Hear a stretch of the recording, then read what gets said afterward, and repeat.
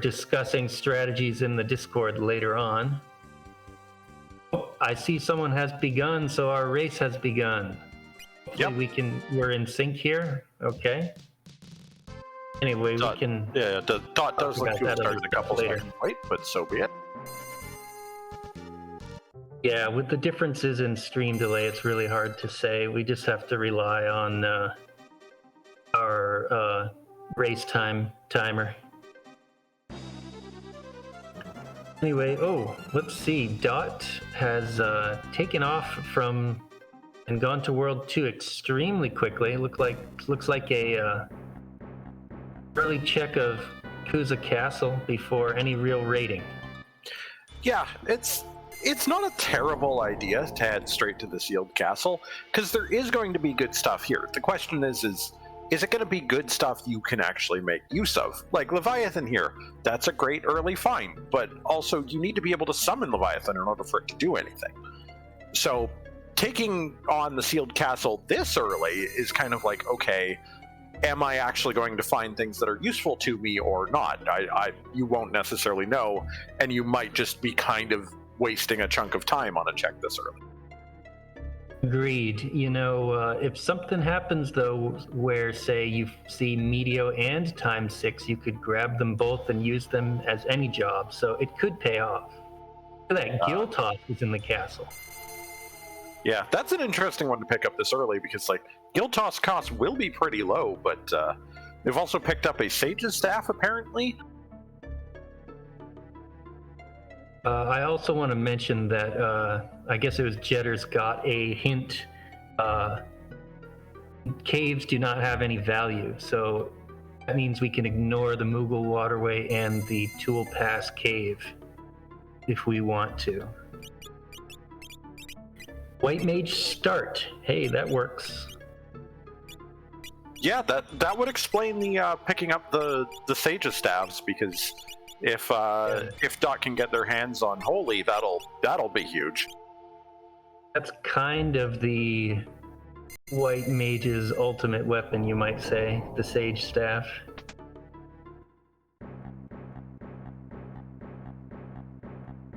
All right, we have another clue coming up here, unless I missed it, which is... Oh, I may have missed it, or maybe Jedders will grab it right now. The Zoc clue, the guy who built the canal. Here you call World 3. Not a very specific hint, but it's a hint nonetheless. Yeah. Ninja and Conjure available. Ooh. Yeah, that's a hint that might come back to help later. Now, this is Conjure is really nice early because that Leviathan is in Kuza Castle. You can sort of just ride the free, no MP cost Leviathans for your early game. Yeah, that could be very powerful if one of our runners decides to opt for that, but right now they're both doing some pretty expected early checks, just general locations that have high frequencies of pickups to get a hold of. Even if they're low tiered, there is a bunch of stuff that is considered common low tier spells like shell and armor and float and stuff that can actually be extremely useful down the line.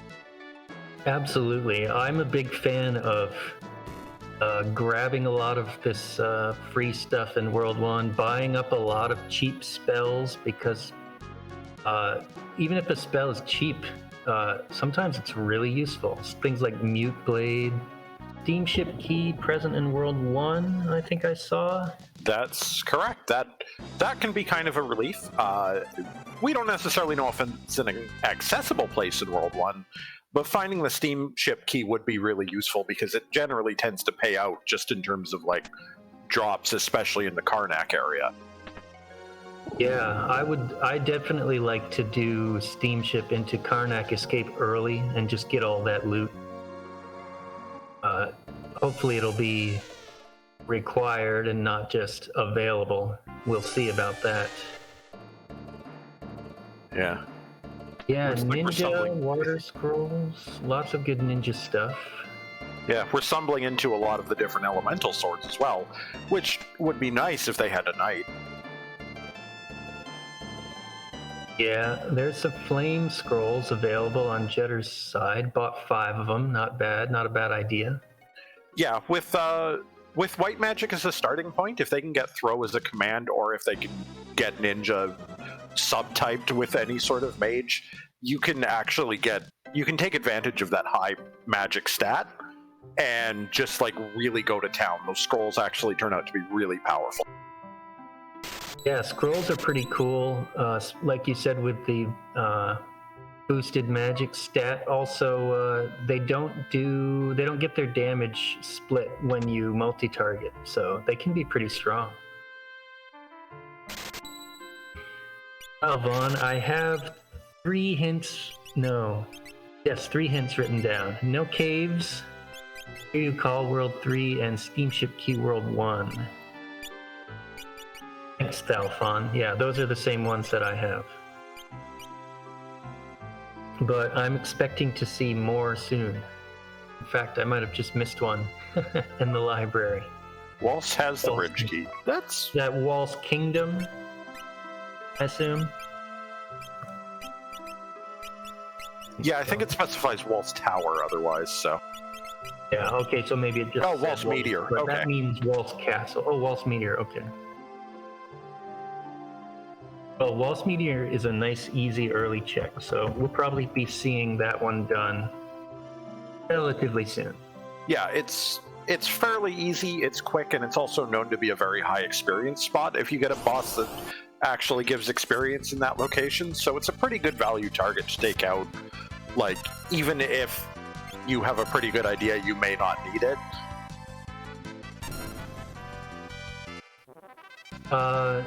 Yeah, question in the chat, do runners tend to farm monsters? I would say not that often, but every once in a while, yes, there are some nice farming. Like in my race, I used Chemist with Control to farm prototypes and get experience and dark matters. You can also turn on encounters and learn blue magic if you have blue, a variety of different places. Yeah. Waltz Kingdom on path, as we get that from the Waltz Scholar. Yeah, and chat's pointing out we have seen the Chemist Crystal. That's been one of the real power jobs in this race setting, or at least less power jobs and more just the mixed command is just invaluable. Absolutely, yep. You don't see a whole lot of mixing happening in the races until the end, but it can be quite useful, especially with death potions or just getting a little bit of buffing going on if you don't have anything else too powerful for someone to do. Chemist takes a few fights maybe to learn mix, but it's actually pretty quick.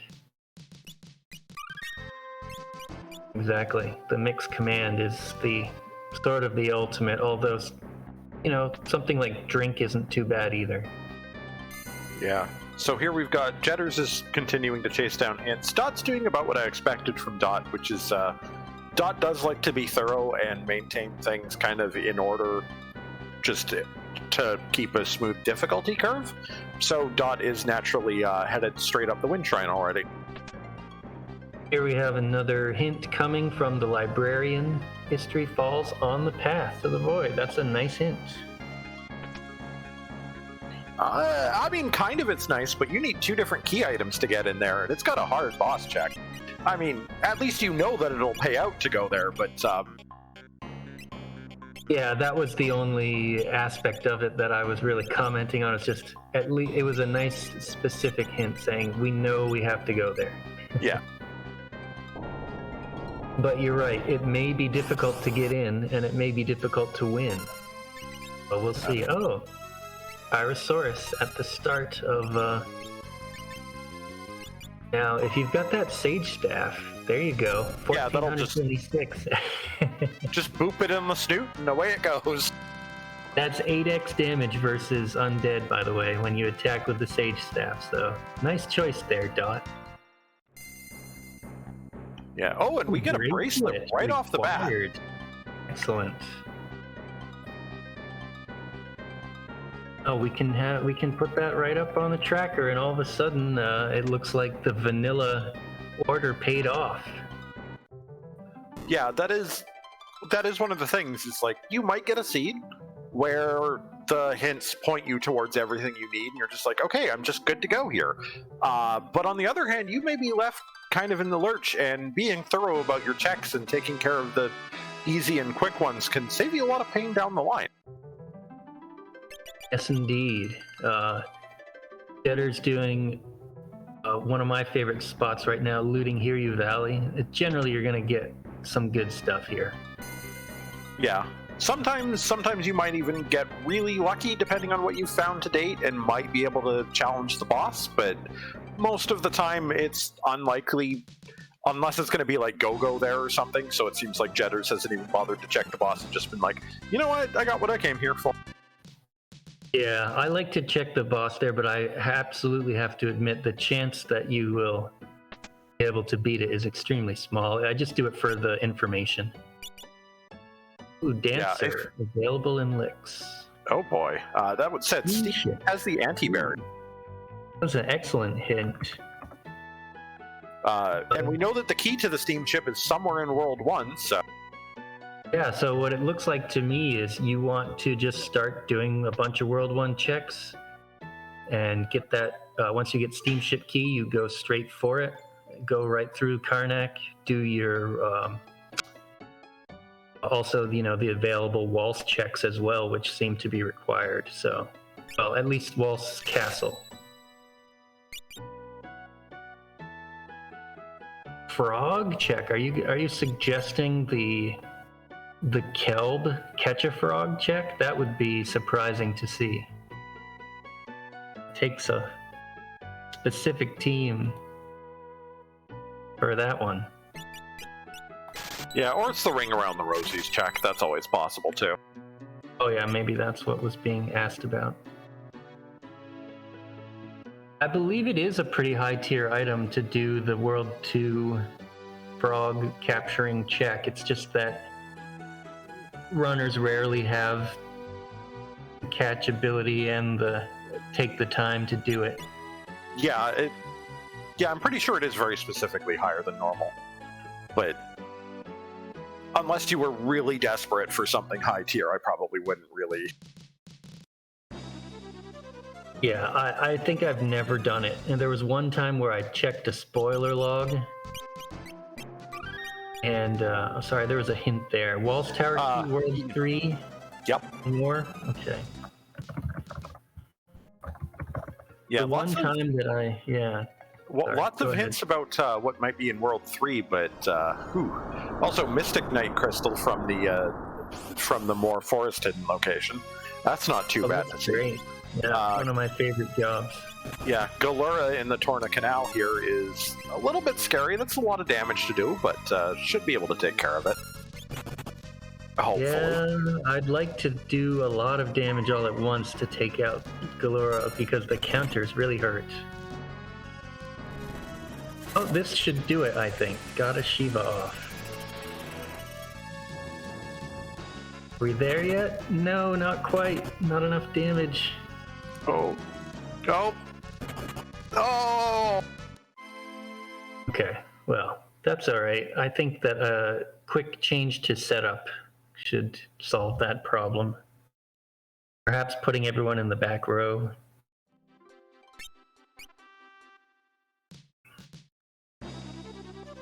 Anyway, I think that the only time I ever even looked up what was in that well reward in Kelb, it was like Odin or something. I was like, oh, that would have been great, but still haven't ever really bothered to do it. Ooh, Thunder Scrolls, nice. Where will the sub key be? There could be some places we'd like. It could be. We could be on quite the chain of nonsense here. Because, like, the key for the steamship might be in Waltz Tower, where the key would be somewhere in World 3, for instance. Which it could be on History Falls. Oh my. Like, that would be something. Yeah, you've just basically put together the worst case scenario based on the hints we've gotten so far. That would be rough. Ooh, I see javelins. If Dot buys those cheap javelins and throws them with Ninja, they're very powerful.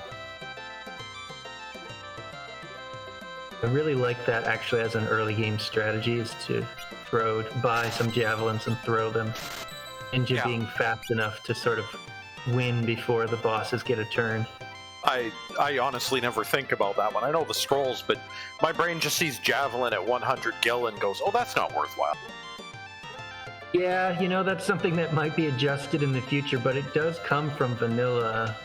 Javelin is just a really rare steel, so you don't hardly ever see it in vanilla. And for whatever reason, it doesn't sell for much. Did that say pyramid on the path? I missed it, but I might have. Be someone in chat, pyramid path of the void. Yeah, that's right. Oh, do we have a pyramid seed here? Oh, we have 2 different shrine locations on the path to the void now. This could be a lengthy one. Yeah, this could take a while. These, the tablet areas tend to be pretty long, and if there are multiple ones of them are required, that alone will add quite a bit of time, usually, to a seed. I'm just waiting for the fort tower required. Just saying, I'm here cursing us in advance. Yeah, it's hard to decide which of the tablet areas I like the best. I kind of like the trench because it also has hints. And I agree with Vaughn that the falls isn't too bad either. Probably the other two, the pyramid and the island shrine, are my least favorite. Yeah, the pyramid is a little bit confusing, and it's a long risk between the save point and the boss. Yes. But at least it's generally not too dangerous overall, and there is a lot of loot in there. History Falls is a little bit safer, but a little bit more difficult of a boss, and still has some good loot. Trench has the hints and the shops, like you said. The Shrine has nothing. Shrine can go Shrine away. has a couple, one kind of nasty monster in a box encounter, which I don't enjoy. And it's got a bunch of traps and, the ducts that you get sucked through and stuff. I don't think it's super quick or anything. Yeah, at least the save point there is right before the boss, but... True, yes. And boss hit points vary a little bit too. Like Pyramid, at least it's only a 20,000 hit point boss, whereas the Trench and the Waterfall is 40,000. Yeah. Jedders out here taking the long trip around to get the chest in the moat. I admit I never bothered with this one just because of how long it takes. I don't do it either. This one didn't really pay off for Jedders, but Dot is on their way to the Shiva fight, I believe, in which we saw in a hint is required. Yeah, I think Jedders should be giving us our last hint for a little bit here shortly. And then any future hints will have to come all the way from out in World 3 if they find the key items to go see them, so... So Dot is now just getting the hint. We don't know if they'll be going for the Shiva fight location right away. It looks like they're not opting to. It's possible to do it this early. Like, it's not a super dangerous spot, or maybe they're just saving first. But it is outside of that first Wind Shrine Torna Canal type effort list here. Also, our last hint was that the Moogle suit is in World 2. That doesn't help us much with knowing what we actually have to do. In fact, we have surprisingly little hard direction on what we need to do overall. But at least we know, hey, here's a rough idea of somewhere where we'll get some good stuff to speed up checks, maybe. Yes, Dot knows to go to Shiva spot and is doing that right now. So let's see if we can get a win in this fight here, and that may open up things a little bit. And it is Shiva in the Shiva location. We have vanilla. Is this even randomized? It'll be a tough fight, though. I think at these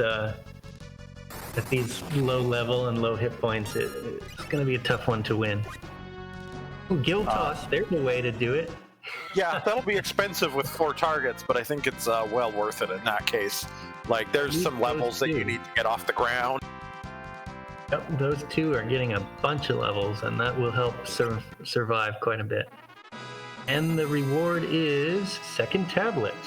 All right. Oh, yeah, that'll be kind of a relief, because now Dot Warner's been relying a little bit on Conjure, so Dot can go back and pick up Leviathan from the sealed castle and stuff and have a better result on there. Jenner's finding that looked like that was the crystals at Ball Castle. That's sometimes you can get lucky with the boss fight in that spot because it is low HP and take it down. I wouldn't count on that with the crystals. Yeah, I mean, each of them doesn't have a ton of hit points, but it's just not quite time yet, I wouldn't say, to do that fight. He has the info, at least. And come back later. So Dot, on the second trip into the castle, grabs Leviathan. And let's see what else. Holy Sword Magic. Yeah, if Dot checks the more forest spot and picks up Mystic Knight, that'll pay off.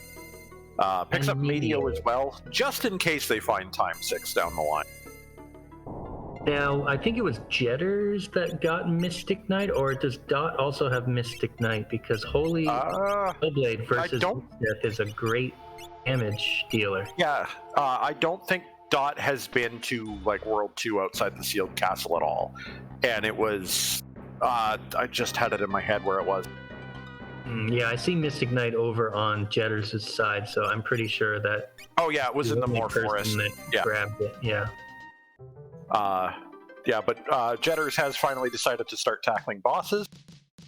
Is going to just break out the good old Tier 2 strats. I think that might be enough. Yes, it is.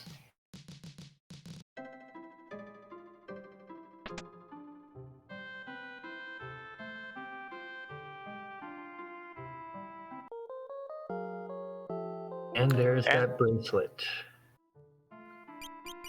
Yeah, in the face of how much of a mess these hints are, doing your first check and immediately getting one of the required items has to be a bit of a relief. I would say that each of the runners has sort of gone their own way and gotten some things that the other would probably like to have. So it's really just... I can't really, claim any leader or anything at this point. Just we'll have to see how it plays out here. Yeah, Jedders has definitely covered more of the like map, shops, hints, etc. Whereas Dot has been more tackling the actual dungeons and such, and has a better idea of where things are. A couple boss lead, like a couple level lead, but it's still going to be fairly close. Here we go versus Galura, a big wave, probably Conjure, and that will be it for Galura. Yep. That's how you want that fight to go.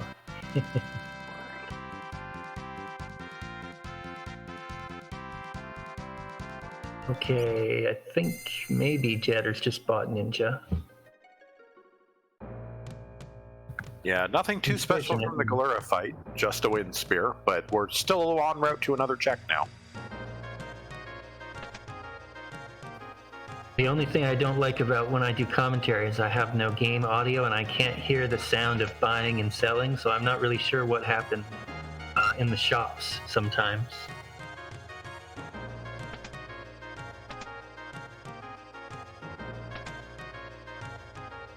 Okay, Jetter's going to the Waltz Meteor, which we did have a hint about.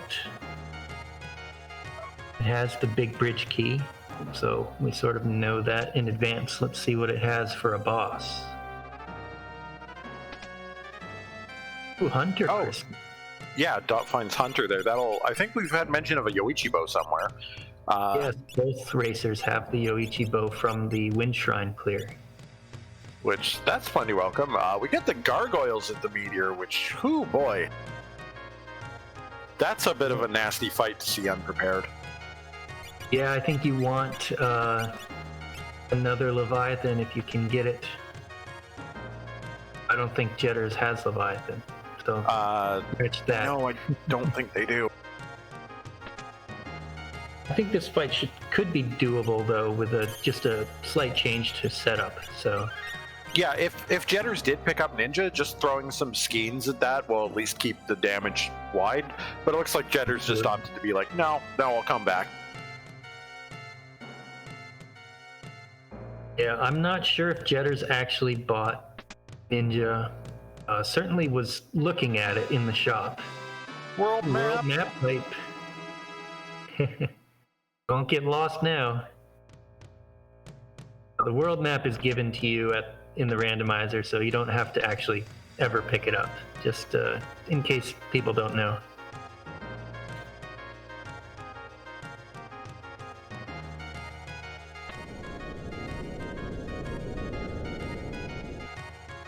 Jedders floating the team to run over the flowers. That's a cool move when you've got early float. Yeah, saves you a couple seconds on running around. And sometimes it helps to go into boss fights with float up if you can just spare the moment, because some of them it does make a difference. Won't make a difference against Atomos, but this should be a free fight as long as, sure, somebody might die, but you will also win the fight. Yeah. Dot, meanwhile, running into Califisteri and Siren spot. At least this is a low HP spot, which is good because this boss can be a little bit frustrating sometimes if you don't have like overwhelming levels of attack power. But it looks like she went down pretty easy. Yeah. Nice early victory. Oh, it looks like Jedders put Atomos to sleep. Might be reviving that one downed Ferris character named Steve. Apparently and not. Okay. Dot's reward for fighting Siren was the Falls page, which we do know they need. So that's worked out in their favor. Falls page. This vanilla routing is kind of paying off for Dot. Yeah, Jedders doesn't get so lucky, unfortunately. Once Jedders finds the hunter job, if they find it by tackling the graveyard, they might be glad to see that and have a second good solid bow to use. But yeah, Artemis is pretty nice. There's quite a few beast bosses in the game. If you can keep track of which ones they are and switch to that bow, auto crit every time. Yeah. Okay, Dot's taking on the gargoyles, but has noticeably more levels under their belt. A little bit more party members equipped with Conjure. They should be able to do it. And they did. Good combination of two Conjures to take out the gargoyles. Meanwhile, Jedders does know that Walt's Kingdom is on the path, so also hitting the Shiva spot now. Bridge key, which we knew about. Yeah. Yeah. Don't know if that is important or not, but we'll see. And Vanilla Shiva, I think that is that a conjure now by Jedders as well? Yeah. So both players going for conjure strats early, which are pretty strong. Yeah, unfortunately, it seems like they both got a relatively low-tier summon before they got their hands on Leviathan, so it's not quite as reliable as like a win game button, but it's still going to help them a ton, especially in fights like this. Yeah, that tends to happen. If you really try and roll with conjure for too long, eventually you're going to pick up things that make it less effective, and it can even happen quite early. Dot checking out a second meteor here and finding Gilgamesh 4. Yeah, this could be good with some good conjure rolls. You want to see Leviathan more than Shiva, basically. Otherwise, it could be this could be rough. Gilgamesh 4 is extremely fast. Gets all kinds of turns. Kind of hurts. 2,500 hit points at this location. So I'm gonna need a little bit of a little bit of damage luck to win. Yeah, a little bit of luck, maybe too. If Dot can hold out for just long enough, Guilfort is basically already pushed past the threshold where it's scripted, and eventually he will just like transform, stop doing serious damage, and then kick the bucket automatically. So there is the option to just sustain through what's left of this fight. True. That's another possible way to win. The images will help a bit for sure. Oh yeah, that'll make a huge difference.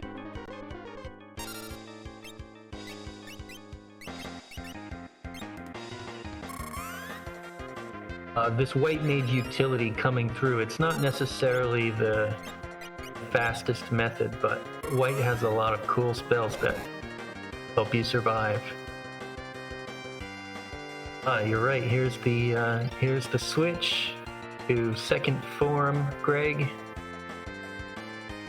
Yeah, not the fastest way to clear, but definitely pretty safe, and will actually allow them to revive Ferris in time and get the experience on her if they want. Question in the chat about this.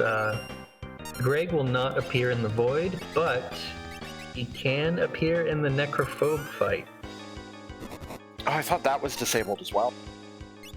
No, if Greg 4 gets zoned here, exiled by X-Death, that means he could appear in the necrophobe fight if you don't kill necrophobe too quickly. I've had it happen a couple times. It's not very common, but it could actually be beneficial if you've got a tough necrophobe fight and you want the help. Then he can come and help you. It just takes longer. Huh. But I mean, if you were gonna die, having some help is appreciated. Yeah. Jedders has had a bit of a slippery fight with Shiva meanwhile, but fortunately it appears that the Mystic Knight is armored enough that the commanders literally can't damage it anymore, so it's just a matter of time now. Okay then. Alright, so goodbye to Gilgamesh, and we will see you later.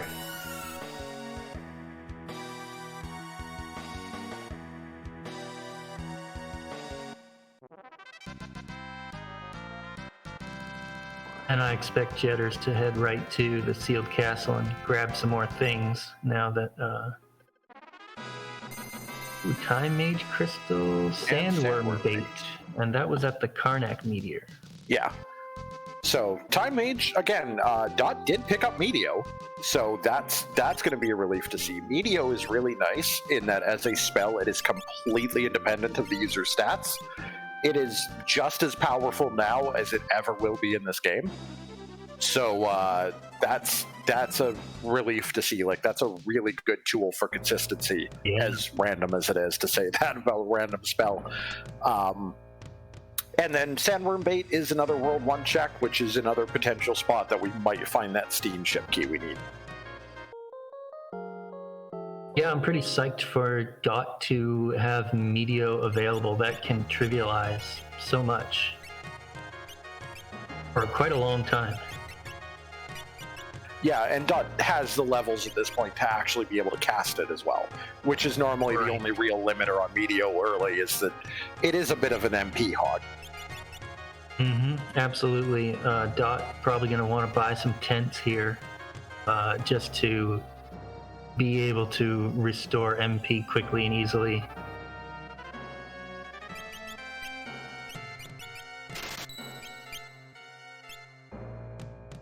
Yeah. Jedders, meanwhile, has headed out to the catapult in order to take on a check, which is a bit of a random decision, but it does open up another check along the line, so... Yeah, I mean, it's a relatively low hit point check, so that's one advantage of it, I guess. Only 2,000 here. Siren could be an easy win. Yeah, especially if Conjure's going to hand over a Leviathan like that. Ooh, Breakblade is available. Siren can be instant killed by that.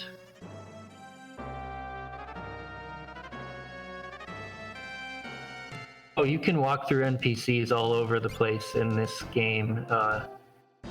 Mostly because we're like we're turbo running around, so maybe the game wasn't really. Oh, I guess it was designed with Thief Dash, but it's quite easy to walk through NPCs. You'll clip through them all the time. This is Catapult for Jedders, just beat Siren.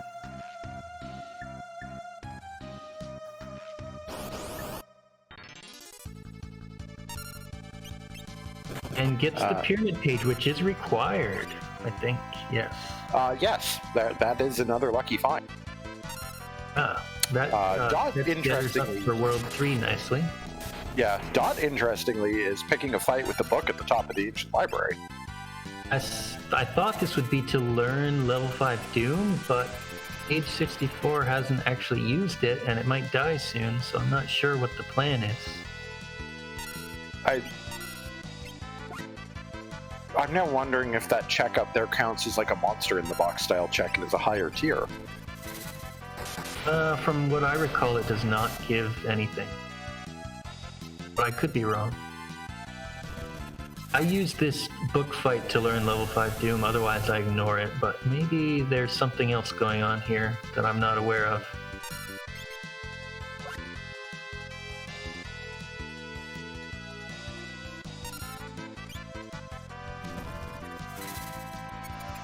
I guess it also could have been an accidental click on the book, but you can run away from this fight.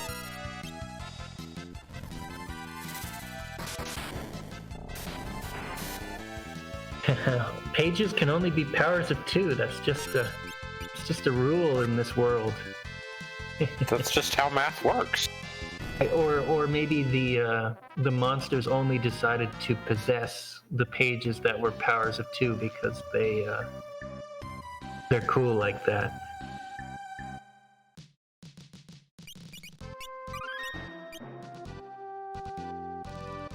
So Dot just won that book fight and is now moving on using the sandworm bait to check another spot.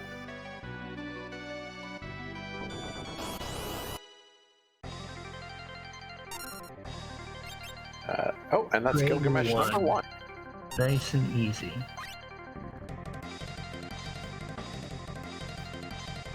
That fight is usually over in a single hit.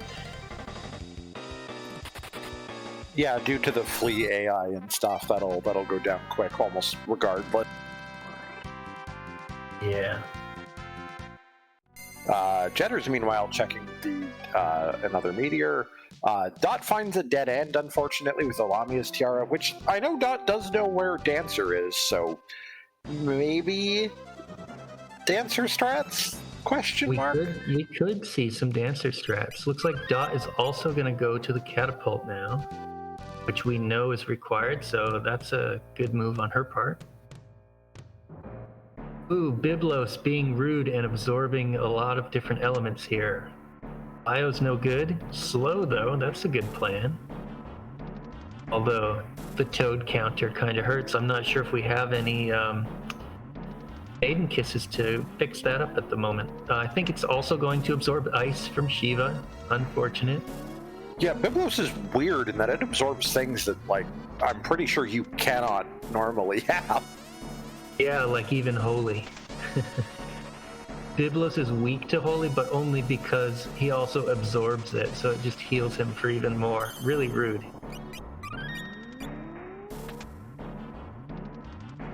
There you go, Flame Scroll. Now that's something effective against Biblos.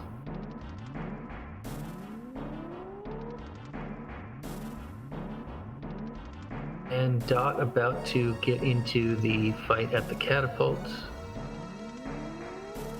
Oh, Biblos has been berserked. Might even be a good thing. Yeah, given how much Biblos is a boss focused on, like, irritating counters, not necessarily a bad... Jedders just enchanted his Spellblade with Holy. Let's not use that, please. This might be enough to win. Okay. Okay. Biblos died just in the nick of time. That would have been, entertaining. Well, entertaining for us. Probably frustrating for Jedders. Yes, for sure. Okay. I didn't see any key item from Jedders' victory, No, though, it was right? just a Lilith rod. Right, okay.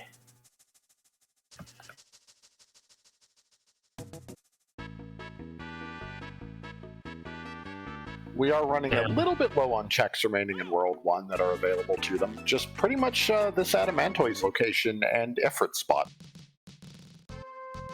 Yeah, Jedders is headed to the Karnak meter, which we already saw. Dot do.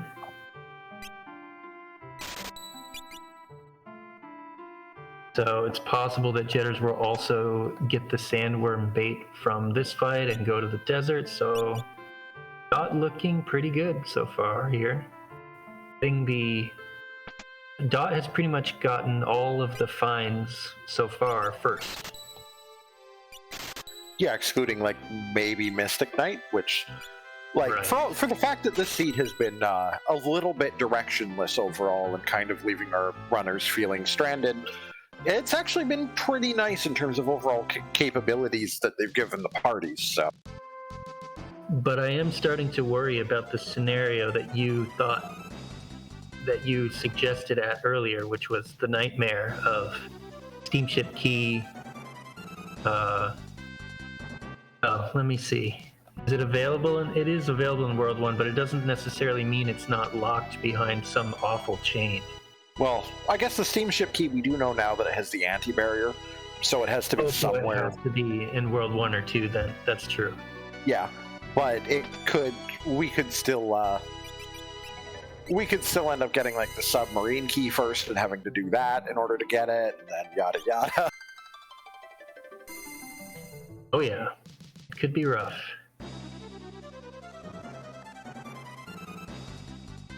I would expect Dot to do something like the Tycoon Meteorite soon.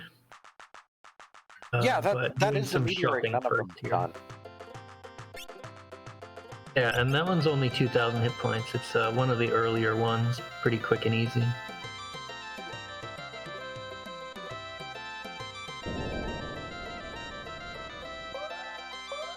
Oh, there's that frog check chat was asking for.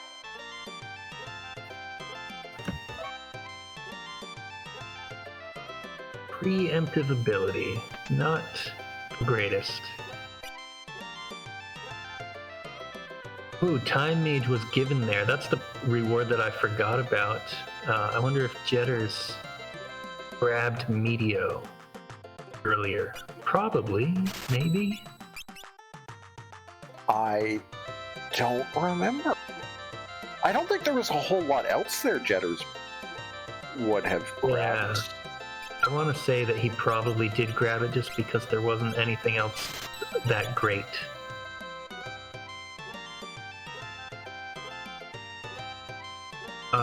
Did Dot buy a knife? Is that what you're asking, Grandra? A basic knife? The basic knife is sometimes used to do funky things like knock a bard out of singing or do 0 damage against Stalker to test which one's the real one. I don't know, though. It's actually... or to, just knock someone out of sleep or confusion. So I actually like to keep... the game usually starts you off with one or more basic knives, and I actually like to keep them, even though I rarely end up using them. It's almost It's not like they worth sell for selling much them. anyway. Yeah, I might as well just hang on to them. And use them if that weird opportunity arises. Right, started with staves this time. Yep, so maybe it was worth buying one knife. That's not a bad plan. Super cheap. Okay, so this is Tycoon Meteorite, yes? Yes. For Jedders. And the Abductor is a pretty easy enemy. Probably go Break Blade, yep.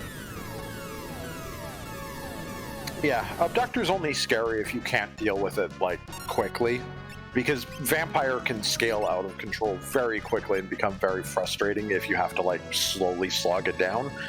But in this location, and with Break Blade as an option, it shouldn't really be a problem.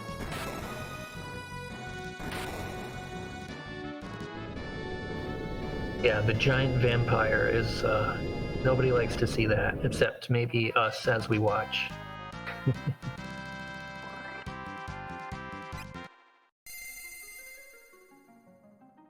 Okay, no reward at Tycoon Meteor.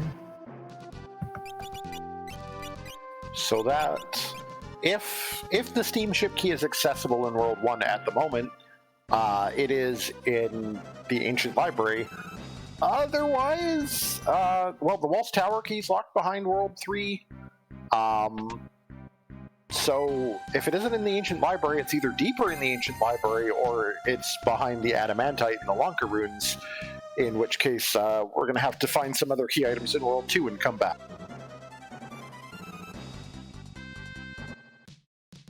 Okay, and what we already saw with the, is this the Jedders maybe second try at the gargoyles?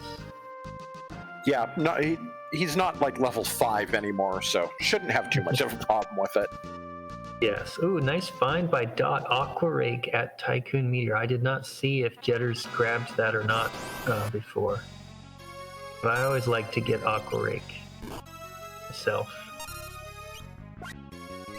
Okay, yeah, that's something that people will often skip, but in this case, I think that was a nice grab.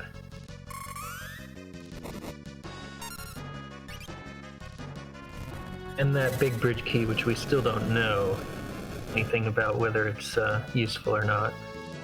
Yeah, we've briefly taken a peek to see the Guardians are at Ball Castle, but other than that, our runners haven't really tackled anything in World 2 yet.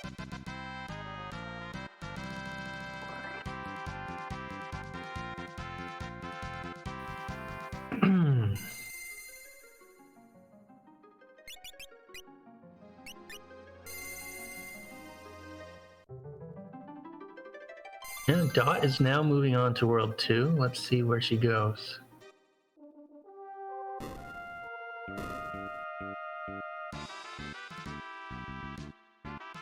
Surrogate for shopping is a good place to go. There's lots of shops here. Probably there's going to be some valuable things in here. Personally, I like to buy a small stock of elemental rods when I see them. Fire rod is here. Dot may be just writing that down, coming back later if needed. Yeah, with access to Meteo, I don't think it's super necessary, but there might be cases where they still need. Yeah, no, that's a very good point.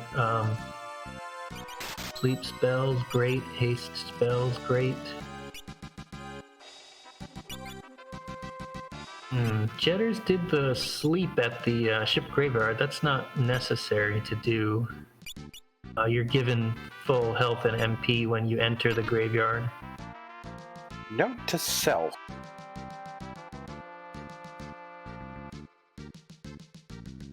Or did he just go down by the beds? Did he not actually sleep?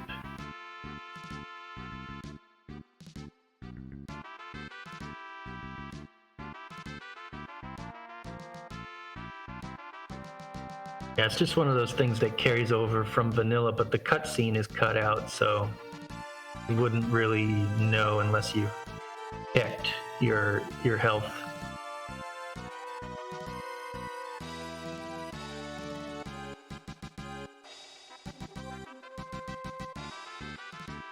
What's going to be Jedders' plan against Callow? Bio is good. There, that's enough right there. We're still waiting to see Meteo from anyone. Mystery falls on path. I think we already have that hint. Yes. Yeah, we have all 10 hints from the first 2 worlds at the moment. Oh, excellent. I probably missed one. Do you happen to recall what the Baal Wizard hint was? I don't have them by the specifics of where they were learned. Okay. I know we don't need caves. The Hear You calls in World 3. The steamship keys in World 1. Waltz Meteor has the Big Bridge key, Waltz Kingdom's required, History Falls is required, the Steamship key has the anti-barrier, so we just have to figure out how to get in there. The Waltz Tower key is somewhere in World 3, the Pyramid is on the Path to the Void, and the Moogle suit is somewhere in World 2. Yep, I think it was that Moogle suit hint that I missed, or I might have just decided not to write it down at all because it's not all that important. You know, if you find it, you find it. Not a Path of the Void or anything. You're not going to spend a ton of time looking for it, probably. Yeah. Jedders has taken the option to go down and do the Ifrit check in the Ancient Library, and has found the Sandworm. This is an interesting one, because it seems like Dot's decided to skip this check. So if this actually turns out to be the Sandworm key, it could be an advantage in Jedders' favor. Yeah, we'll have to see. A lot of people forget about the library. I was doing commentary on a race yesterday, and both runners avoided the library for a really long time, even though it was required. So this is an interesting divergence here. Dot not getting good conjure luck. Keep trying against the crystals here. We want a Leviathan, please. Probably kill 3. Yeah, as dangerous as it might be, I almost would probably just opt for time magic here, but there's the Gill Toss. That'll do. Oh, there you go. That's another way to take care of things quickly. Ooh, and a nice Leviathan against Sandworm. That should do some real good damage. Oh, missed it because of weird Sandworm weirdness. Ugh, that's a shame. If your timing is just a little bit off when Sandworm goes down and pops back up, sometimes you can miss with your spell. Hopefully this won't be a persistent problem, or else it might be a bug reset here. I think what Jedders is doing is waiting for the Sandworm to move to another spot, or maybe even will reset and try this fight again. Unfortunately, Sandworm is just kind of buggy sometimes. Sandworm gonna sand. Is it due to Conjure, Vaughn? I don't know. I couldn't tell you. I think I've definitely missed before, but I've also heard, seen some... Oh yeah, no, literally nothing's working. This might have to be a reset. Sandworm sometimes just bugs out. That's unfortunate. You hope it doesn't happen in a race.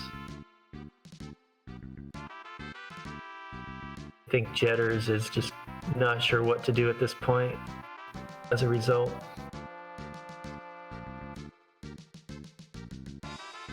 Yeah, can't scan it, can't hit it with any kind of magic, so it's going to be a reset here. I think Jedders will probably try again. That's unfortunate, there's really nothing anyone can do about that. There have been, that is a known bug. No one really knows what causes it. Yeah, and it looks like Jedders had saved after the Waltz Meteor either, so Jedders has to do this again. Oh no, doubly punished for an unfortunate bug there. That's rough. Make you want to not even go back to the library and face it happening again. I wonder if Jedders will go back or not. Just for whatever reason, moving the Sandworm around to different locations in the game might cause problems. Well, I mean, I've definitely seen it do some bugs where the fight itself still functions, but it doesn't work as smoothly as it should. Like Sandworm will go pop out of a hole and then dissolve, and then pop out of another hole. You can still win the fight, at least in that case, but there's some weird behaviors that the worm will do. Yeah, Jedders looks like they have to do the whole Torna Canal stuff too, but Dot, meanwhile, has opted to check out the Big Bridge and has found Carbuncle there, who's a little bit of a scary find, but should be able to just, revive through it and then probably land an X Zone or something to finish it off. That would work. I was wondering if there was any instant kill available for Dot, but X Zone sounds good, and if not, Well, you can always try Meteor.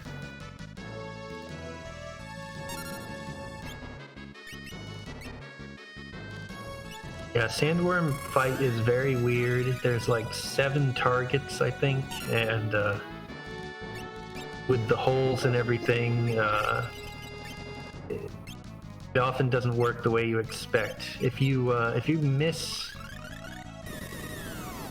your target, if you target a hole by accident, and then the sandworm pops up in that hole, you're still probably not going to actually hit the sandworm because the targeting is used, and then it'll just make you attack another hole.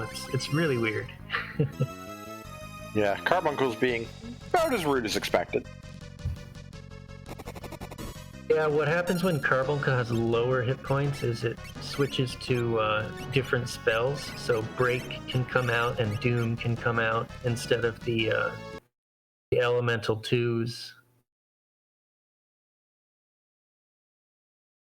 Yeah, Dot making the decision. You know what? Let's just not try to recover that one. Sometimes it's the smarter move. Sometimes the amount of time you'll spend trying to recover and failing just isn't worth it. And it looks like Dot is not going back to the bridge, at least not right away. Perhaps looking to do some shopping first.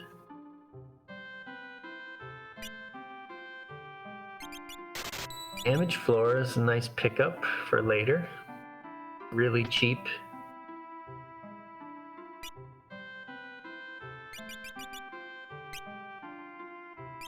Revivifies and Antidotes are both for sale in, I believe this is Rugor Town. Those are nice chemist mix ingredients for later. Okay, so Jetter is going back into the library. Let's see if the sandworm is going to cooperate this time. Let's all watch this closely in case the bug pops up again. I don't know if we can learn something. I hope for Jetter's sake it does not happen again. Oh, very good. He saved beforehand, so if something goes bad, not too much time will be lost, hopefully. Okay, so again we're seeing Conjure. And Shiva does damage to start.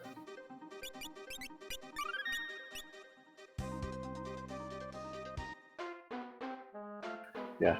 Dot, meanwhile, seems to have decided that they're just going to leave Carbuncle behind for the moment and go check out the Moogle Waterway instead. Now we know, don't we know that caves do not have any value, so we know that this is not necessarily key item, but it could be the Moogle suit.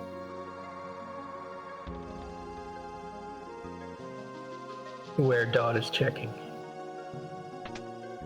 Can it? Because it's not Path to the Void, but no key items of value, is what the hint says. I don't know. Well, maybe we'll find out. Moogle suit is a key item, but I think key items of value have to be related to, clearing the seed. All right, let's find Odin at the bottom. Down. Oh, that's the trench page. Interesting. We don't know too much about if that's required at the moment. It might end up being a hit for some of our players once they find the submarine key, just to get the extra hints and see if they can get some direction. Mm-hmm. And Meteo versus Odin here. This is a 5,000 hit point location. I think he's done. See if it gives anything of any value. Nope. Just a Lilith Rod.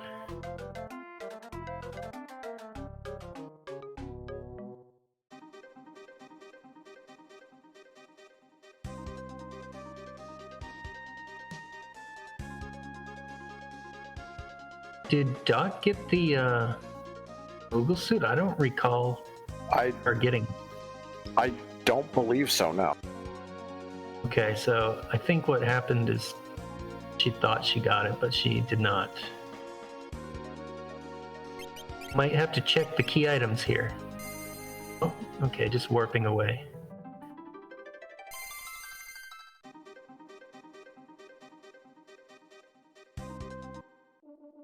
Meanwhile, Jetter's now taking on the Bal Castle gate fight, which we pretty sure doesn't give anything. We've seen it already. That would be correct. It seems like most likely our progression is either on the big bridge behind Carbuncle, or up at the top of the Hiryu Valley, because there isn't actually a whole lot of other locations our runners actually have left. You're right. Those two spots I think are the only places that are not gated behind a key item. At least at the moment.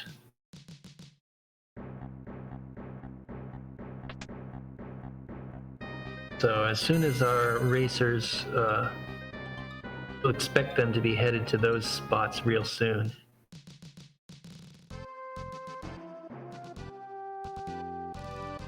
Dot probably taking a moment right here just to check, where do I go next? Dot could go to the library, that's right. And that's the world that she's in already, so that's a decent chance of that happening right now. Here we go, library it is. And where's Jedders going to head next? Will it be Big Bridge or will it be Hiryu Valley? Jedders already with lots of save slots. Maybe not a bad idea considering what happened to him earlier. Have backup saves. Okay, That's so the same thing I do, where it's save somewhere, get in the airship, fly, land, save. Yep. We have Jedders now taking on Carbuncle. Dot was not able to win that fight, I don't think. No, Dot decided to back out, which, I mean, fair enough. Kind of a scary fight.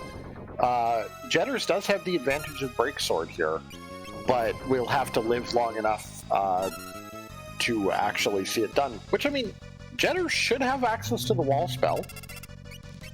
Wait, that won't matter against Carbuncle. Well, I mean, Jedders just needs to keep the Mystic Knight up for the appropriately timed Break Sword, and he'll be good. Gonna maybe wait for the Cure 2 and then attack with it.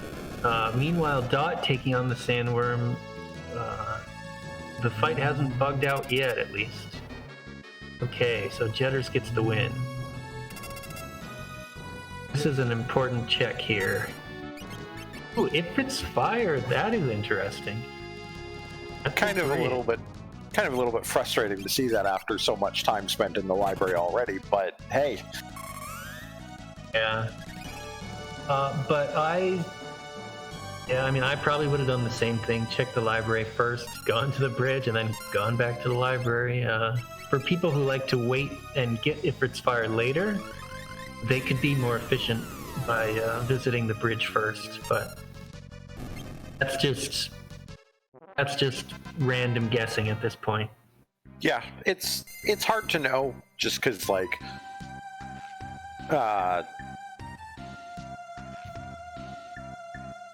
I had a sentence, it's gone now. That's all right. Oh yeah, Let's see just because you know the steamship key, you need it. It's in World 1 somewhere. If you'll sweep all the World 1 checks one way or another. Like, yeah, that's what we were looking for, and of course it just happened to lead us in another direction. That's all. I'm starting to think now that the steamship key might be in World 2. Or, sorry, the keys to unlocking this World 1 steamship key are in World 2, I should say. yeah, if it isn't at this location, which looks to be Ironclaw, which should be fairly painless at this point, if it doesn't come off of Ironclaw themselves here, then we're going to have to go up the Hiryu Valley and take out whatever's there, and either that's going to give us the steamship key, or it'll give us something like the Elder Branch, or I guess the Adamantite would be the only other thing. Yep. And that would be a very long early chain just to get into hXcjedders Castle. We don't really want to see that, but it could happen.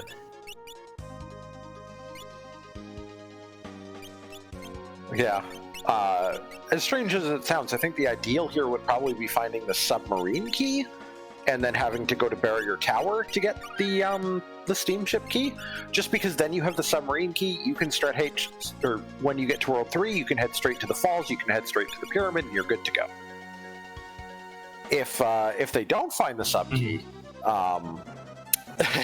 before taking on X-Death, that's going to be a bit of a goose chase. Yeah, you're right. Sub key is required, so it might take a little longer at the beginning, but it makes your late game much faster. Oh, there's the steamship key in the library at the Byblos location. Yeah, so and you have that. Jedders will be going for that immediately. Meanwhile, Dot is trying Carbuncle again with the Artemis bow, which is really nice damage against the beastly Carbuncle. Yeah. Yeah, Dolphin, my point was like, if you find the submarine key now before the steamship key, the submarine key is the other major key item we know they're going to need because they need to get into History Falls. So finding the submarine key before everything opens up like crazy would save you a lot of open-ended, okay, now where? Plus, like, if they do find it during this chain here with the steamship, then they could skip the bosses in hXcjedders Castle, for instance. I'm curious if we have seen soft potions. I see a couple stone characters on Dot's side. Now another one is dead, and no effort to fix the stone. I think maybe softs are not available to her. Okay, now Carbuncle is in weak form, and Dot gets the victory. Just barely, but that's it. I mean, you take what you can get. A win is a win. And also, puts her on the same path as Jedders with not too far behind. Yeah, Falls and Pyramid are both paths to the void. It is always possible that the submarine key is in the pyramid, in which case we have no idea where the fourth tablet is. Yes. Well, we still have 5 World 3 hints as well, which could be, at least some of them might be unlocked on the way. We'll just have to see how that goes a little later.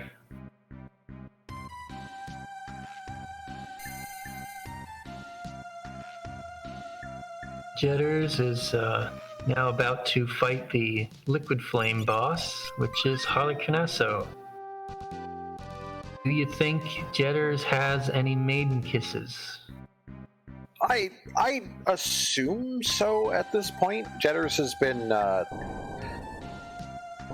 going for a little while here, and did a whole bunch of the shopping locations early. I'd be mildly surprised. Oh, it just says multi-target toad. That works too. Multi-toad, there you go. That's a great solution, even faster than using maiden kisses. Although it can miss, as you can see. Steve down there is still a frog. Yeah. Frog named Steve. Wait, there's a frog named Frog. Well, Galuf was a frog named Frog. Yeah. So the multi-toad would miss just because the actual toad spell, it's not like a status cleanse or anything, even when it's targeted at your party. It's still a regular spell that has a chance to miss. So. Yeah, it has a really good hit rate though if you're single targeting. I think the multi is the reason that it missed one person there. Okay, Dot is now fighting the easy Sergeant. We're expecting a victory here without too much trouble.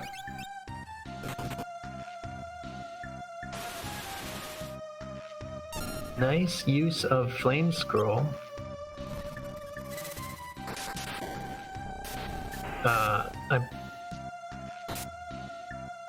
I'm choosing not to save the animals though.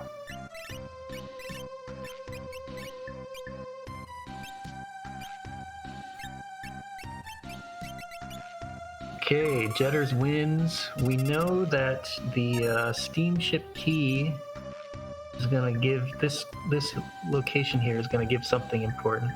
It should be the anti-barrier. Yes. Here we go. Yeah, so the question is now going to be, is Jedders going to finish it up, which it looks like probably.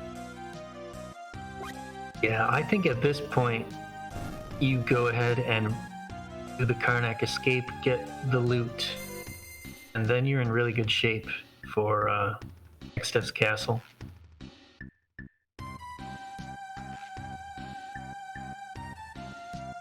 Yeah, the Karnak escape in general, if not solely due to the fact there's the 3 monster in the boxes, you generally find at least a couple really good things doing the Karnak escape, and it's a bit of a lengthy check to do both of these, but it's one of those ones that if you see it, it's like, hey, that probably pays out. I should probably go there.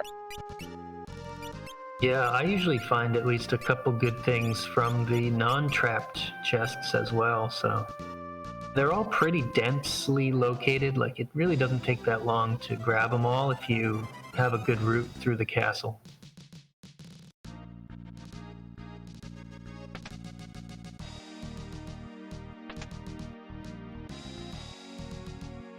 Scroll's a great way to try and win this fight quickly. Yep, that's enough damage. If you want to be extra fast, you try and throw lightning scroll, but sometimes it's not available to you for the faster animation. You did pick up a Masamune from a treasure chest. Always kind of welcome to see a decent katana. I don't know if Jedders actually has... Oh, did pick up quick katana somewhere along the line. Oh wow, that is one strong ninja now. Yeah, a Masamune and a forge. Like, oh boy. Yep, and plus even faster than before with the first attack that Masamune wielder gets. So even if you're just throwing a scroll, you're going to be able to do so immediately.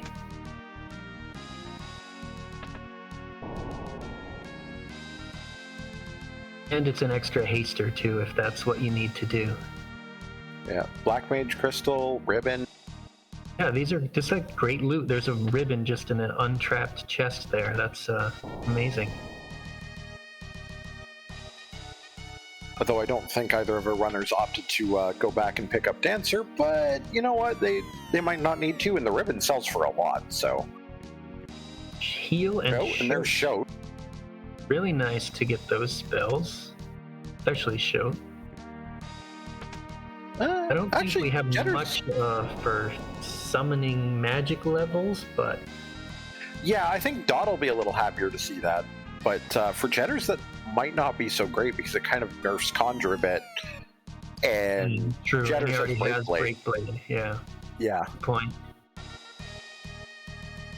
Good point. And yeah, there's always, Falcon pointed out, there's always the chance of stumbling into Freelancer later on yet this seed. Oh yeah, that might be... Oh, a Brave Blade. We have equipped swords. We do. Yep. So now the Mystic Knight is going to hit extra hard. That was a good Karnak escape looting session, I would say. Oh, Minotauros just in time. I think Scroll won't quite do it, but attack from the ninja will do it. Yeah. There you go. After the nightmare that was Minotauro's late game in a couple races ago, glad to see Minotauro so early here. Yeah, really nice to get him out of the way. Oh, Shrine Page. Oh, tricky. There's another potential location for that thing. Oh, and there's the Night Crystal, which is probably a pretty welcome upgrade once Magic Sword 5's been learned, because Night Crystal is just like better stats overall, access to double grip. Like, there's a lot of good.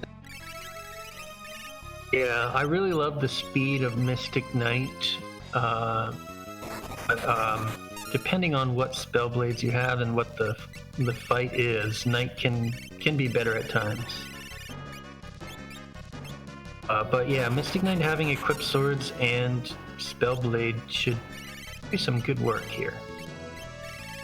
Yeah, looks like Jedders is opting to continue trying to search out that Moogle suit rather than actually head to Hexcjedders Castle, which, you know, honestly, fair. At this point, you still know you're missing a key item somewhere, and it's not like you can go get the hints from the trench without that key item to begin with.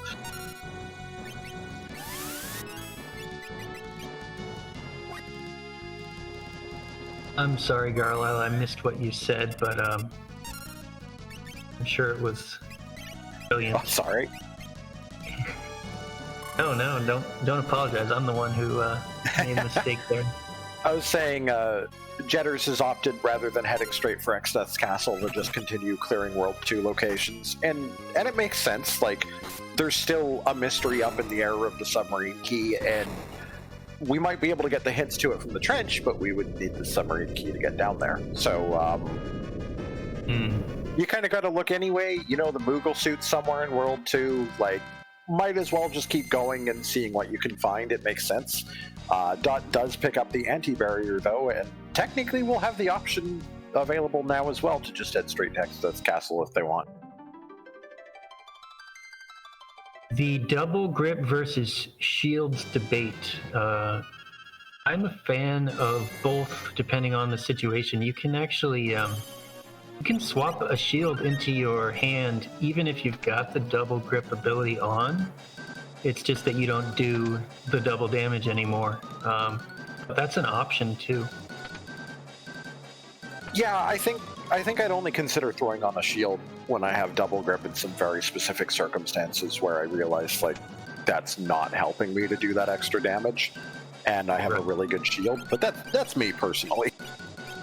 I'm with you. I think for the most part, double grip is really good because it gives you a ton of power. But if you're right, if it's a fight where you don't need a lot of physical power, then it might be worth swapping the shield on.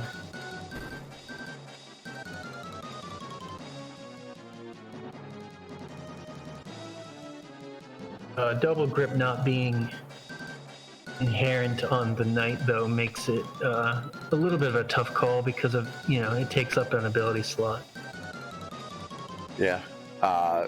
Looks like Jetter's still going to skip the Hiryu Valley spot, and it's just going to go tackle Gilgamesh in the basement. Fair enough. That's probably what I would do too, and I would go back to Hiryu Valley later if I really had to. Okay, Jetter's nemesis here, Leviathan. We want to throw Thunder Scrolls, but he only has one. The rest is going to have to come from... I probably would have used Drain Blade instead because Leviathan is not weak to Holy Spellblade or anything. So it's not going to do any extra damage. Got the for those slow to hit.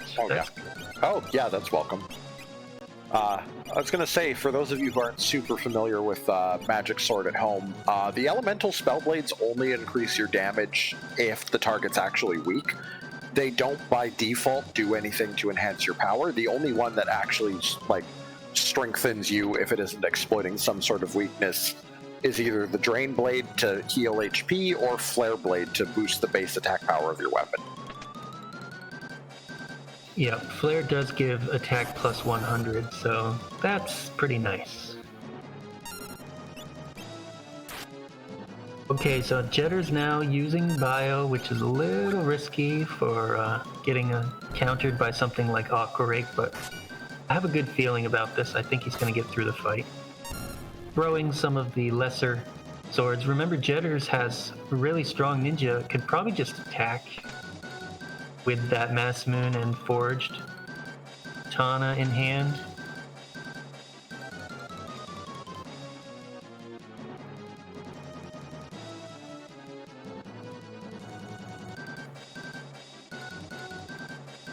Ninja throwing lots of things is good, but you want to throw things that are cheap because later on you might want to sell some of those other things, and some of them sell for quite a bit of money. So scrolls and javelins mostly. is what you want to be throwing with Ninja, and Jedders gets through, probably very happy to have taken out Leviathan in the seed here. Nothing in the basement. Yeah, I did see a wall ring drop off of Leviathan. No, that's welcome. Yes, that happens every time, at least under the racing flags that we're using. You always get a wall ring from Leviathan. But some people hate the wall ring. I like to have it in my back pocket as long as I don't accidentally auto-equip it when I don't want to. Yeah, Jedders going to unequip it there and accidentally unequipping everything.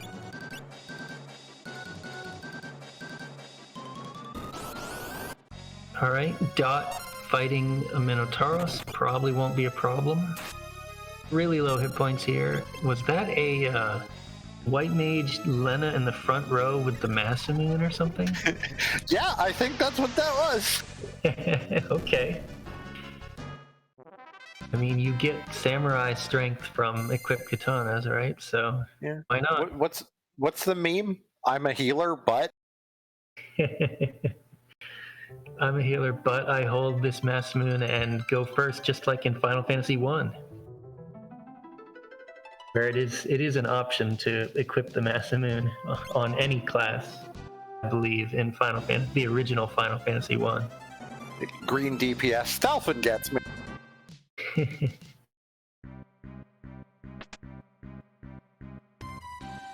Looks like Basement Gilgamesh wasn't the only thing on the list. Jedders is going to take the Ascent now. Oh yeah. Elf Cape is nice. That's some free dodging.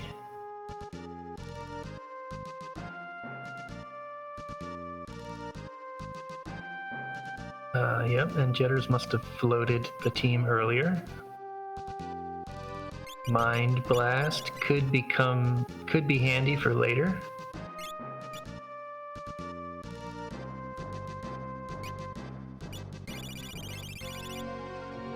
Ooh, Sage Staff, another one in Extes Castle. Good finds here in the castle. Yeah, it would be nice if we'd ever actually see the Holy Spell. Yeah, we're still waiting for that one.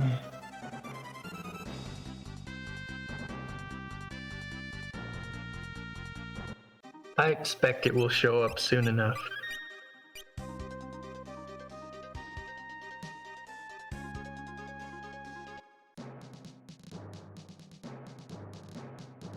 Yeah, the Moogle suit's still out there somewhere in World 2, which, hey, Exdeath's Castle is World 2. We do have a couple of checks here.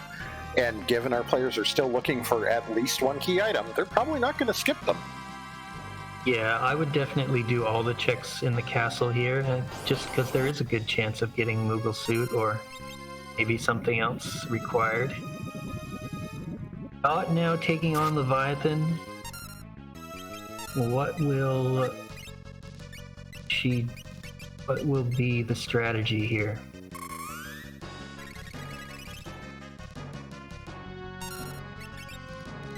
Jedders switching over to the Night Job instead of Mystic Knight, but I liked Holy Spellblade. Why? Oh, we're not on the XF fight yet, so maybe there's a different plan.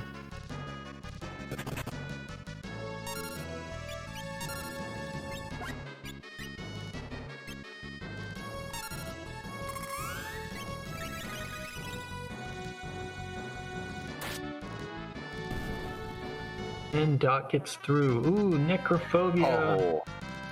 Or Jedders. Just removed Breakblade, is that right?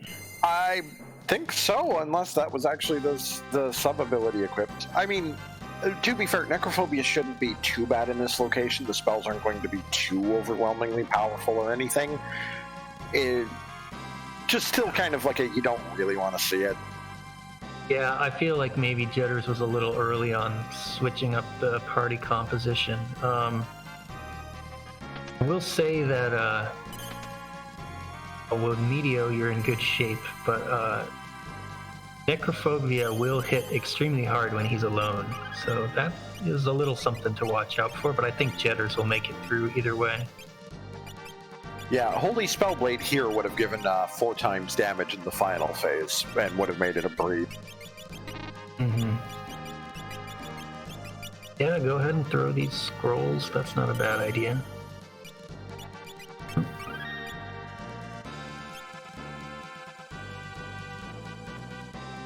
Our racers, I think both have looking for image in Jetter's spell list. I don't actually see it. I know Dot has image.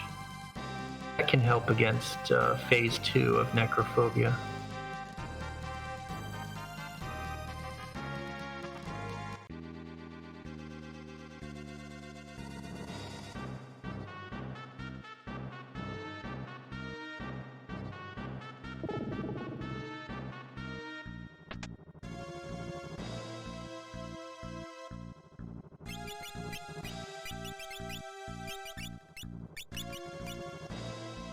Yeah, we do see both of our runners in hXcjedders castle here, which is, you know, a good sign. They're both actually very, very close in terms of the amount of stuff they've done.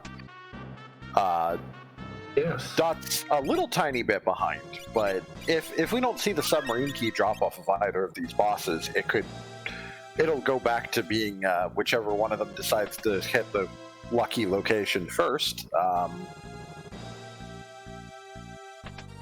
Jetter's right now set up a heal on his knight so that they wouldn't be blinded. Unfortunately, when you're floating, the blind indicator is not shown here, so we don't know how many people necrophobia just blinded there.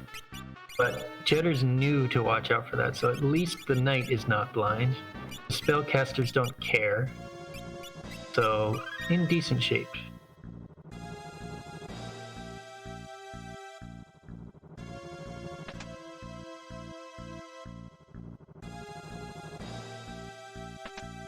It's something that has come up a lot in the rando Vaughn. It was not something that I thought about much outside of playing this for whatever reason. I guess in vanilla you know what bosses are coming and you wouldn't float for this fight.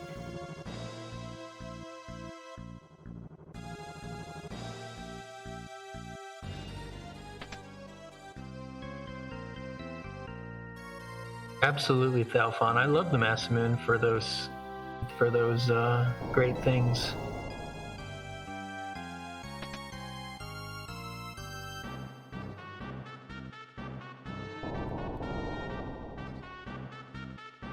Okay.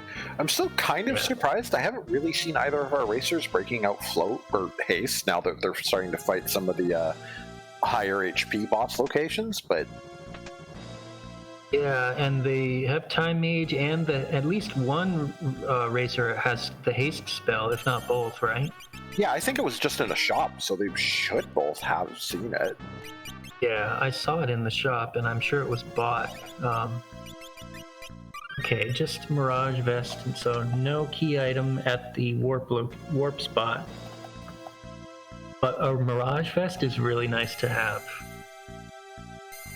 One of the better gear choices in the game, in my opinion, just because it protects you from those really hard hits that can happen, at least briefly.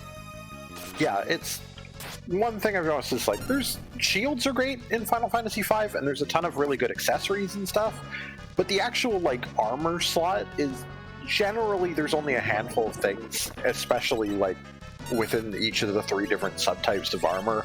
There's only a handful of things that really make much of an impact, and Mirage Vest is definitely one of them. Yes, and you can use the Mirage Vest glitch to refresh the image on it, and that makes it even more powerful. So if you're in a tight spot, it can really save you sometimes.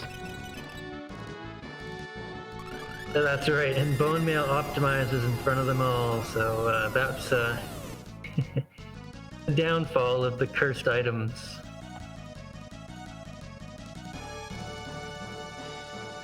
That high defense is all the game looks for, and it's like, oh, this must be optimal. Speaking of this high is stats, nice to see Ifrit at the Greg 4 location. You gotta just reset if you don't have a way to break Ifrit. This is 30,000 hit points. You don't want to faster to just reset rather than try and just fight him by doing pure damage.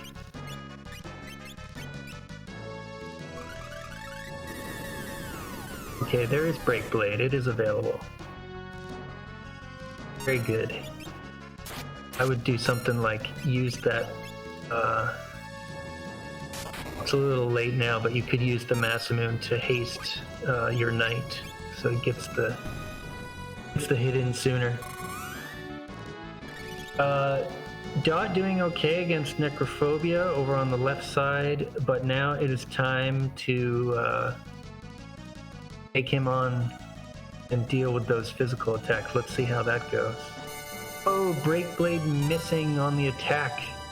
Unfortunate. Oof. Haste that person and give them another chance.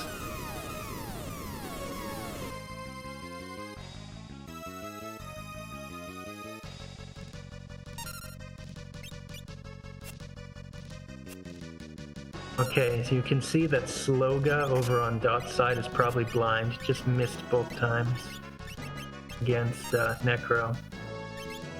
Yeah, those asking in chat are mentioning the Greg 4 spot. In earlier versions of the randomizer, it did actually have the full 50,000 HP, but we decided that since the way the fight was designed was only meant to take 30,000, and this was getting to be a ridiculous spot otherwise, we set it down to just 30,000. Yeah, it really flows a lot better this way. Like, the X-Death fight itself is only 32,768, so you don't really want a boss right before X-Death to be, 50,000 hit points. It's kind of ridiculous. Oh, yeah, here's on Dot Warner's side. Dot had Greg get exiled to the Void earlier in the game, so Dot has to sit through this extra penalty cutscene here. Yeah, this is going to take a while. Unfortunately, Dot probably did not want to see this. This is pretty time-consuming for Greg to do all of his talking and exploding and stuff. Yeah. Necro in a spot, the Carbuncle location, I believe, only has 15,000 hit points, so you really don't want to... don't really need Greg's help here, but he's inserted himself in the fight whether you like it or not.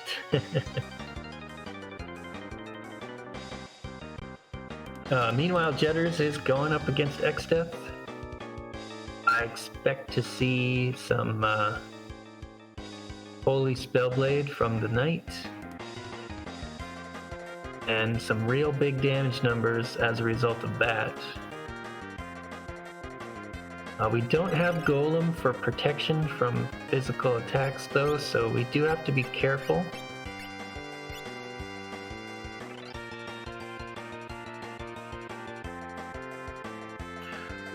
For Grandra, the Greg 5 fight that's normally in the Void was just removed entirely. Normally it can be skipped if you didn't fight Greg 4 and didn't see him exiled to the Void and stuff, but just the inconsistency of it being there or not was kind of just disruptive to the overall flow of seeds. So it was just decided, we'll just remove it.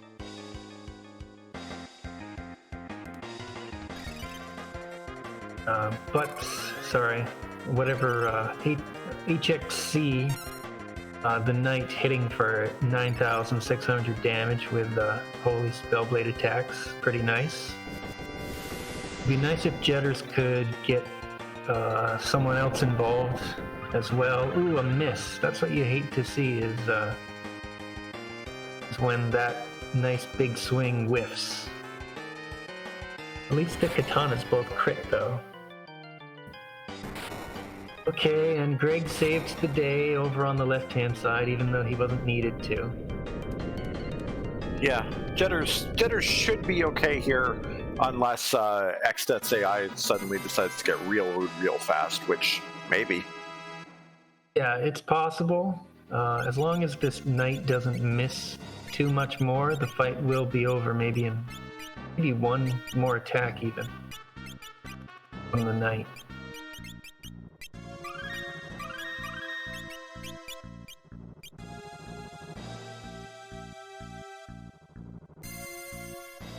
This knight can cover, but this knight will probably die if they cover. Okay. There's the victory. First try. Hexcjedders has unlocked World 3 first and has some hints to go to. The pyramid would probably be my first move here. What would you do? Yeah, I think at this point I would also target the pyramid. We do know that we have to get there. We have access to it.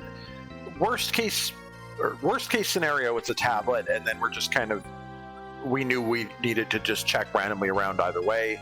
Best case scenario, it's actually the submarine key, and then we have access to the falls, and we also will know at that point that we have access to the trench to try to go get a couple more hits and some good shots. So. Mm-hmm. Yeah, that seems like the must-do play. Dot does not really have easily accessible break, so it looks like this is going to be Meteos against Ifrit, and I would also expect Meteos against Xdef. Yeah, we don't see a shout here just because our runners haven't really found access to summon as a spell set. Just summon through conjure, which at this point I think Dot has like 5 or 6 different summons. You don't really want to be rolling dice trying to get that to pop. I mean, maybe you could, but I believe, yeah. At least one, if not both, runners do have the shout spell. It's just not easily available to them to use, other than hoping for that lucky conjure.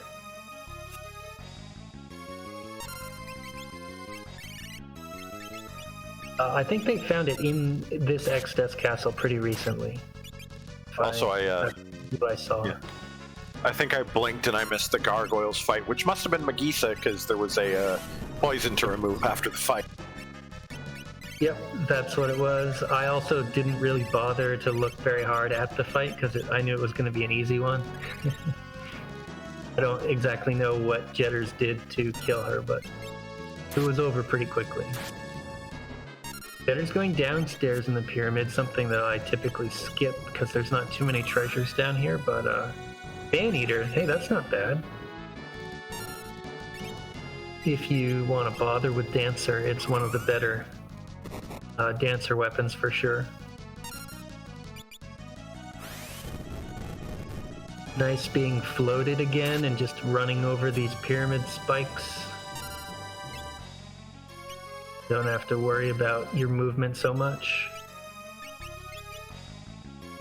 Ooh, black suit is nice. That's the best mage armor in the game.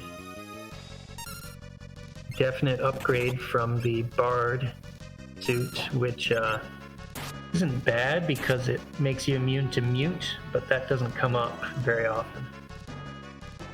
Yeah, Ifrit has been down by Dot. A little bit of a close call in terms of like kind of starting to run on low party members surviving there, but does clear it, and that's the important part. Yeah, that was kind of a long and drawn out fight, and I expect the X-Death fight to go sort of similarly. Oh, Black 6 Jedders found in the pyramid, that's nice. Of course, with Black Mage already. Ooh, chicken knife in the pyramid. Running shoes, what a room. Now that is great.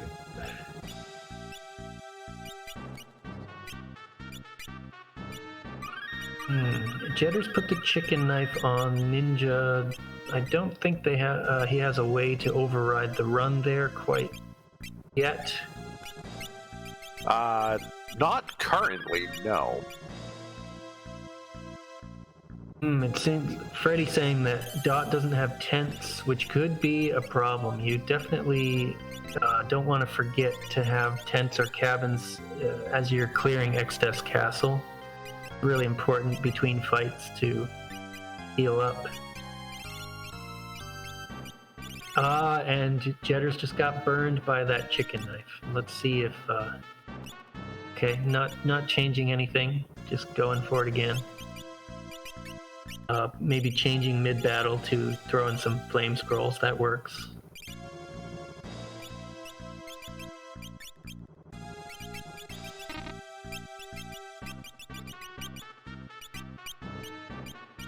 Jedders has double lance, but he doesn't have it equipped.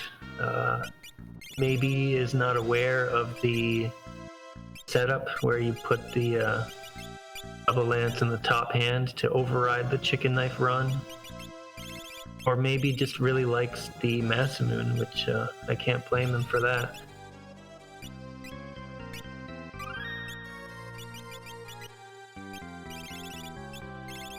Garlisle, did it look like Dot equipped the Excalibur on Knight by accident? Thinking maybe that it was the Excalibur? I think Optimize did that. Okay. Yeah, it'll do that sometimes because it's got a pretty high value, 100, I think. Yeah, it claims to have 100 attack power, and technically it does. It just also there's an effect when you're using the weapon as an actual basic weapon that says nope. Oh, another pair of running shoes for Jedders. Wow, Pyramid really paying off.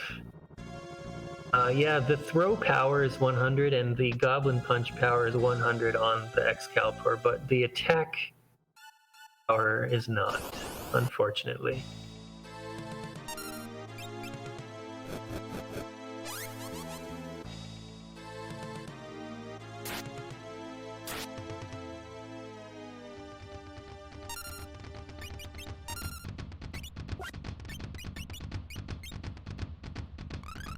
Yeah, Dot managed to put together a team here to take care of X-Death. Not going to be necessarily the fastest X-Death kill, because Dot does not have access to Holy Sword magic. They didn't find Mystic Knight.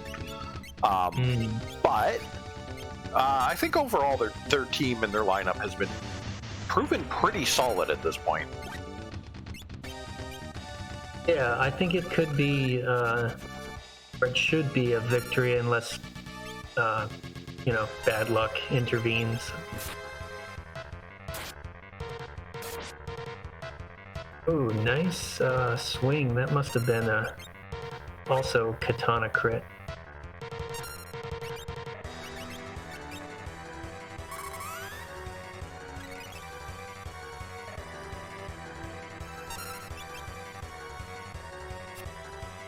I soft the statues, Chaos Lord, if I if I don't have Odin or something really good to take them out faster with.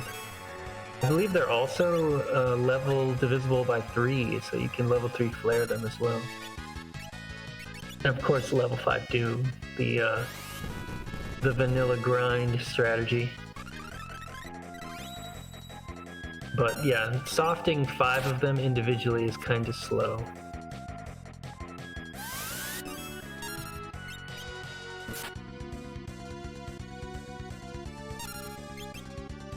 Now, so Jedders has gotten some really good loot in the pyramid. He's continuing to loot it. Magic Sword 6, I think that was. So Mystic Knight, not necessarily needed for the highest level. Although I guess Jedders got there naturally before.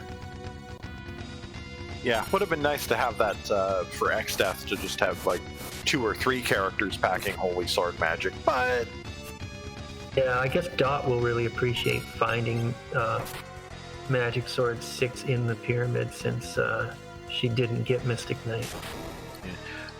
No, Vaughn, we didn't find any items off of either of the bosses in X-Death's castle, so we're kind of gonna have to see what the pyramid turns out to have, whether it has the tablet or the submarine key, or even just God, if this has the Elder Branch.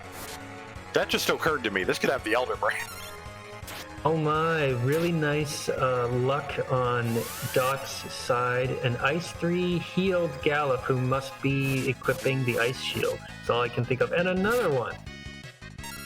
That's twice in a row that Gallop has been healed, and now Dot wins.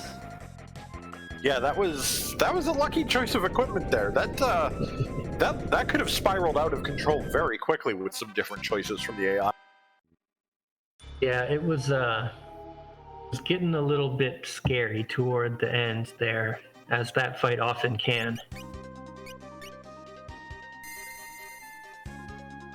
Now, the key for Jedders here, as he is nearing the top of the pyramid, is You want to win this fight on your first try. You really Otherwise, do. you're going to lose a lot of time. Yeah. Save point is pretty far back, so hopefully hXcjedders has a plan, or at least can adapt to whatever boss this is. Nice gold hairpin. Yeah. I don't Ramu mind is... Ooh. Ramu's a Attack little bit Ramu. scary. Yeah, it's nice to have a spell that can take out non-heavies. X-Zone could work, it's just that it doesn't have a great hit rate. I mean, you don't necessarily want to. Jedders is low on MP because maybe there was some... had to use some earlier. As you can see, Ramu is not weak to break. So, need to go for another strategy here. It might just end up being pure damage. Oh, okay. Resetting the fight, not a bad idea. Because this Kalak can actually remove the back attack. There you go. And you get preemptive instead. That's a much better start. Now, now Dot gets Mystic Knight by checking more. Should be 20,000 hit points here. Yep, that's already 4,000 of it has been removed. So I think Jedders is mostly just going to go with pure damage here. Yeah, it is possible, but it is a little bit risky. World 3 locations for Ramu, like his Bolt 3 is gonna hit like a truck. It's gonna kill people straight up. If Jedders gets unlucky here, it could spiral out of control because Ramu's not slow. Ooh, there's a Bolt 3 zap. You don't like to get hit with that one. Now let's get the fast heavy hitter up quickly, and I would go for more stop spells myself. Try and stop this guy. There you go. That should give you a couple more turns of damage. Nice crit. And he's done. Very good. That was a smart reset. A lot of people forget about the reset spell, but it can be really handy in a situation like that. And fourth tablet. Pyramid gives it up. Yeah. So that's not the worst case scenario of it being the Elder Branch. But that does mean it is up in the air where this last key item we need to know is. Jedders might decide to go after the Hiryu Valley check, which should be pretty easy. They might go after Antlion, or they might go after the Trench, which it looks like they've chosen the Hiryu Valley. The Trench probably would have been my choice. Like, the shops are down there while I'm on the way, and also, like, the hints are down there. So even if it doesn't come from the Trench itself... Wait, we can't go to the Trench. We don't have the sub-key. What am I talking about? Yeah, the sub-key is the big item that we're looking for right now. Because we know that the falls are Path of the Void. We have the falls page. We just need access to get to those places. So, but you're right. We have no idea where the sub-key is. So Jedders is checking Hiryu Valley, which is probably a good plan. Has Dot checked Hiryu Valley? Do you know? No, Jedders was in here for the first trip a while ago, but didn't check the boss. And Dot's never set foot in here. This place, this is like the last World 2 check we haven't seen that is actually accessible to us currently. Might as well check this, and then maybe something like the. We know caves are not on the path, so you can skip Tool Pass, but maybe the Odin location or something, which is kind of quick. Yeah, Odin, the Solitary Island Shrine could also lead to something. And we do still have, like, we know that the Hiryu Call and the Waltz Tower key and stuff are in World 3 somewhere. So even those checks might lead us on a bit of a goose chase before we actually find the tablet. Well, thank you for the reminder in chat that Odin is a cave, because you have to go through a cave to access it. That's one of the new things in 1.0, so Yeah. Skip the Odin spot too. Yeah, in that case, I guess it would be the Solitary Island trying to get something. But we do have the Moogle suit. Hey, that's fun. Let's see what amazing things are in here.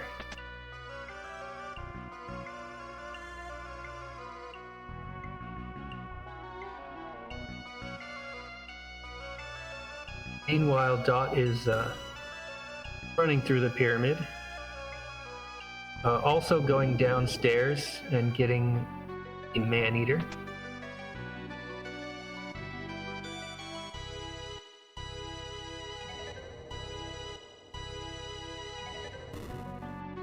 You can put Shinryu to sleep. Oh, X-Bite. Bahamut. Mimic. Time. A Ragnarok. Wow. Not bad, not bad. X-Bite Chicken Knife with a Mystic Knight or a Spellblade is pretty darn powerful. Or a variety of other scenarios that you might want to try and set up. Yeah, the hard part, of course, is that unfortunately Jedders doesn't have Freelancer, so X-Fight takes away a lot of the opportunities to have like the equip slot filled or a few different things, but Knight here with X-Fight or double grip, or there we go, two-handed Ragnarok chicken knife. Why not?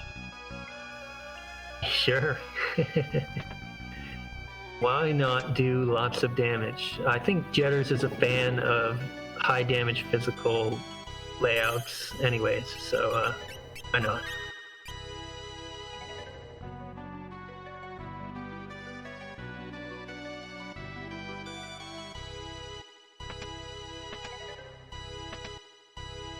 Okay, Dot got the chicken knife and the running shoes, so pyramid loot paying off for her as well.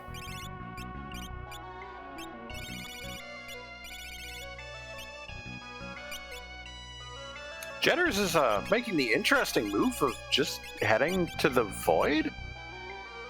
I wouldn't have thought Jedders really needed to panic and get the loot from here early.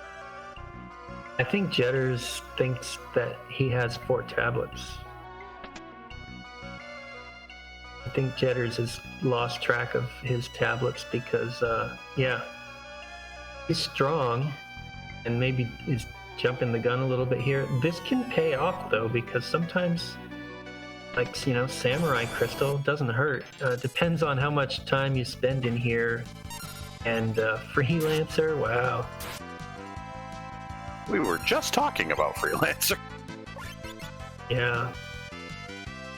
Jedders is probably going to have to decide before the next boss fight what sort of, final loadout he actually wants.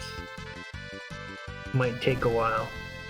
But, yeah, I don't really see the logic in going into the void at this point. You're already strong and fast. You need to do checks to get the sub key and get that last tablet, and I think that maybe Jedders just thinks he has them all.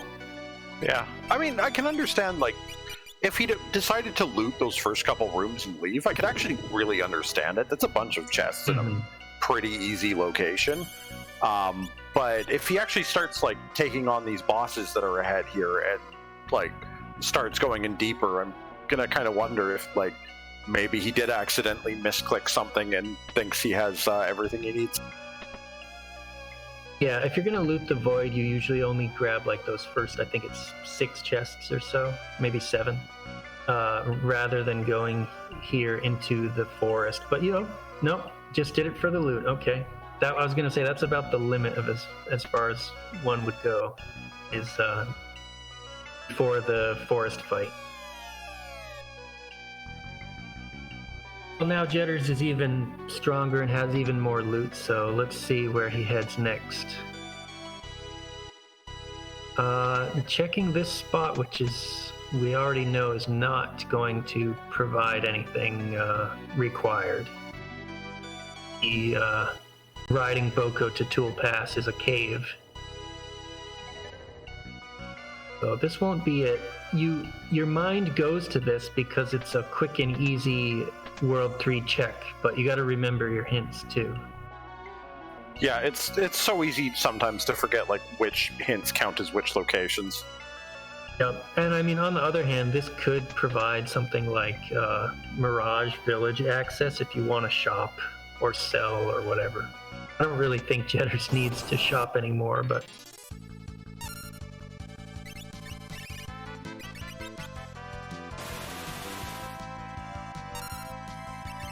Which Gilgamesh is this? I'm guessing it's 3. Yeah. Yeah. A little bit forward on the screen. In the old days, the Gilgameshes were not numbered. And you had to sort of figure it out based on where he was standing. Or, you know, what he did. What actions he took. Back in my day, we fought Gilgamesh uphill both ways in the snow. And we liked it.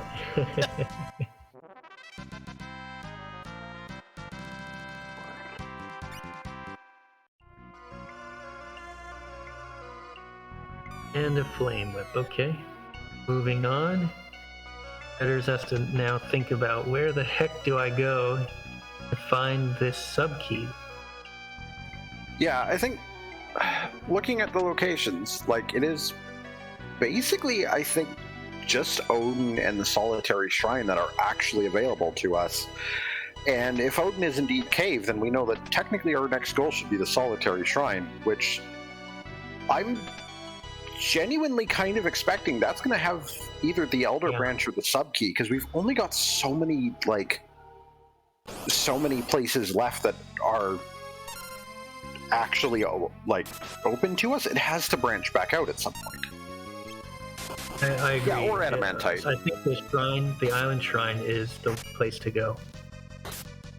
It's a little bit tricky to figure that out, but I do think that's what you got to go for right now if you're Jedders. Meanwhile, Dot is fighting the boss of the pyramid here. It's Ramu. And probably going to just burst him down with powerful attacks and spells, I would imagine. Okay, Jedders has gone to the shrine. He has sort of worked out that logic the same way that we have.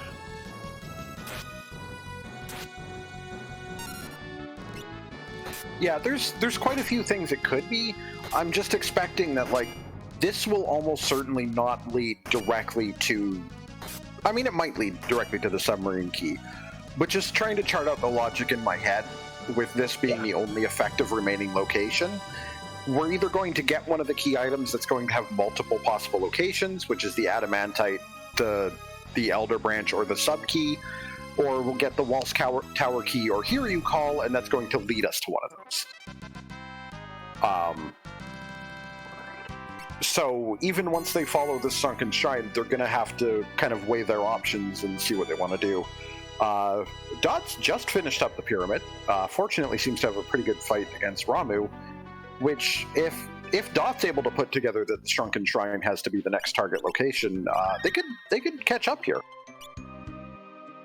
Yes, it all sort of depends on how well Dot handles the logic of the next place to go. Because Jedders took a little bit of a detour, but I would say that Jedders has had the lead for quite a while now. And so basically Dot is looking for Jedders to falter, and then also, just to perform better in the upcoming fights in order to catch up.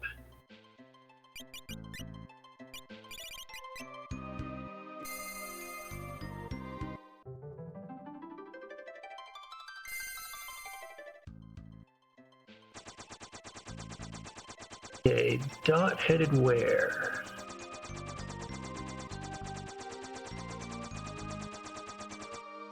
Oh, is Dot going to do the same tool pass check that Jedders did? It looks like it.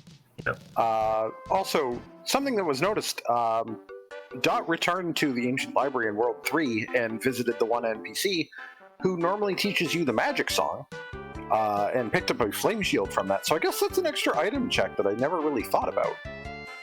Yep, you can definitely do that. It's not something I typically go for, but there is definitely an item there. Ooh, and an Aegis Aegis shield. Yeah. Very nice to get.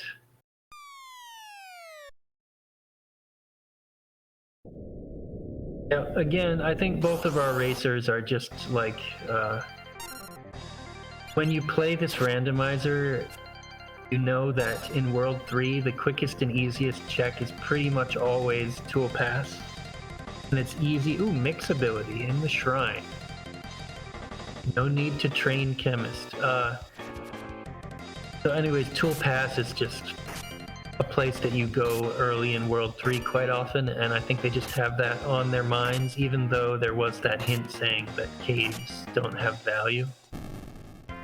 Yeah, it's... So, plus, this laid into a place, like, we have the advantage that we're not having to think about, like, how we would optimize the party compositions or, like, any of that sort of headspace.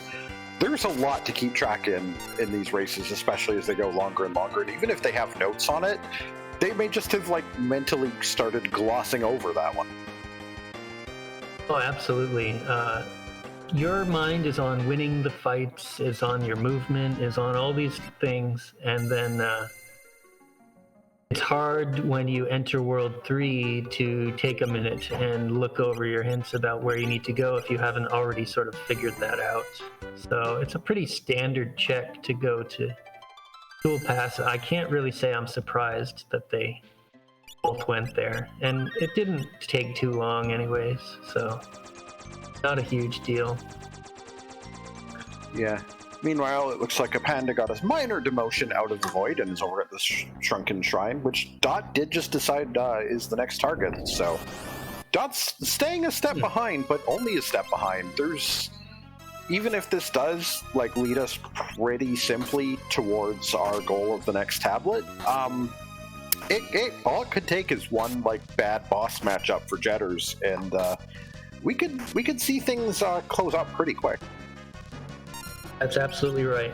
That's the way I feel about it as well. Both Jedders has the lead, but it's not huge, and he does not want to make too many mistakes, or he could lose that lead. A panda down. Nice job.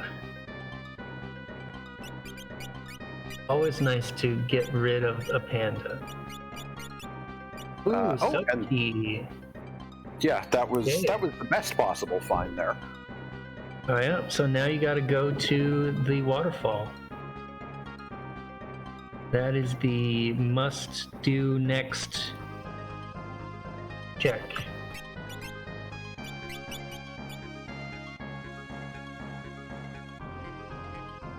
Yeah, we're essentially in go mode.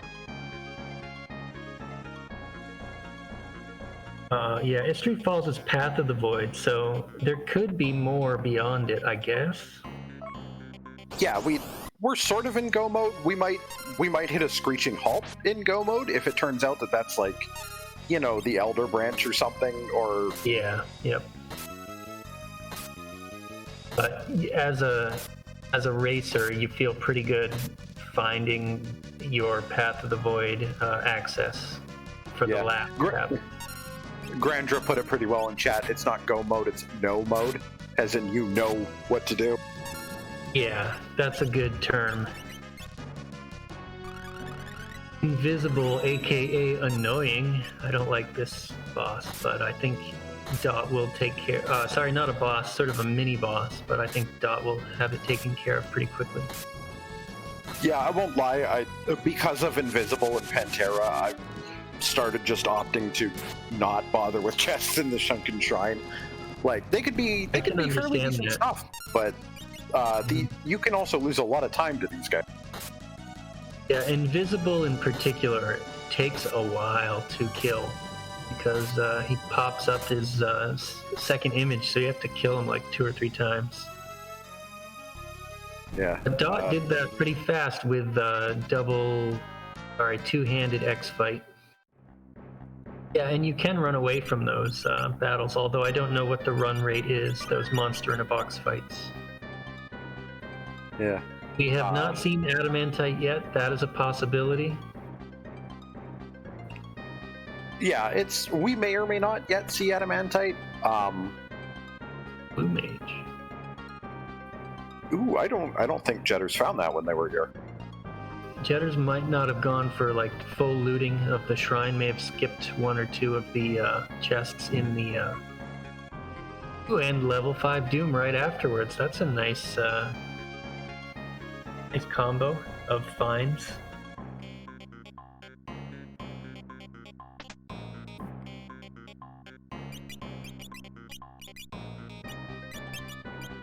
I have not seen Twin Tanya yet. I don't think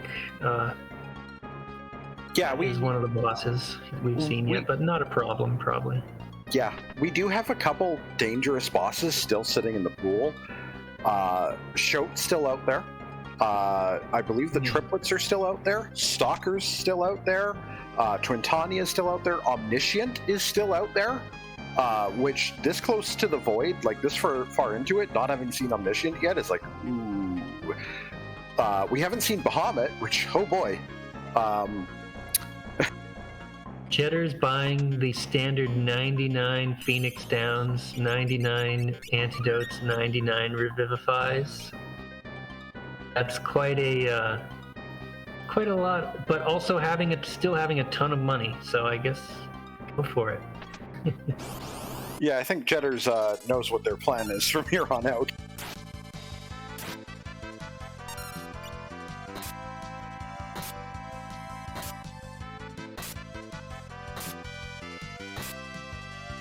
Yeah, considering that, they'll be running through the waterfall soon,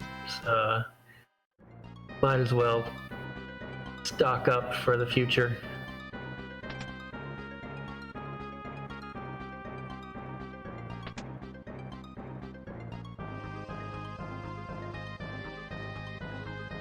Doing a lot of shopping at this point.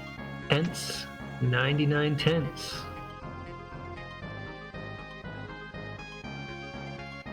Yeah, I think with Jedders having the Samurai Crystal and having mix and stuff from the one chest in this place, in the Solitary Shrine, we are going to see some good old mixed Samurai to finish out this at the end of it.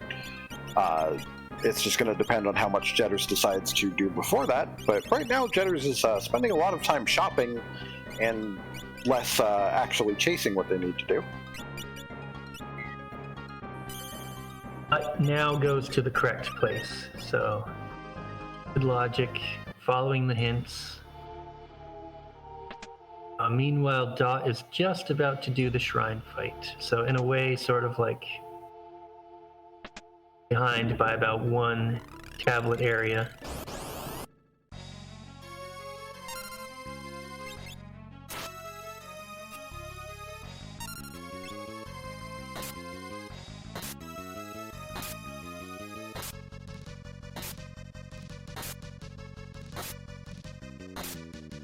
And there's your Omni. Only a 10,000 hit point location here.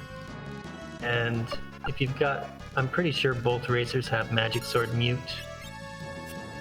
So, shouldn't be a problem. Yeah, and then if worse comes to worse, as demonstrated, Jedders does have, okay, they do have Mute Sword, but also they've got Meteo. Like, they have tools to deal with this. Yeah, two dedicated spellcasters here. Even if you had to rely on them, that would be enough.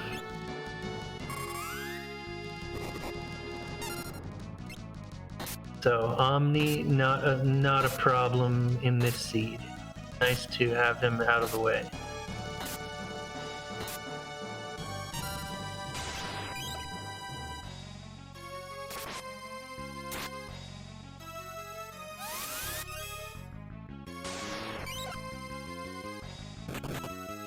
Berserk does work on Omniscient. You just have to be careful because he hits like a truck. But yeah, it works normally. You don't have to do any tricks to apply it. You just want to have some sort of defense set up to deal with his physical hits.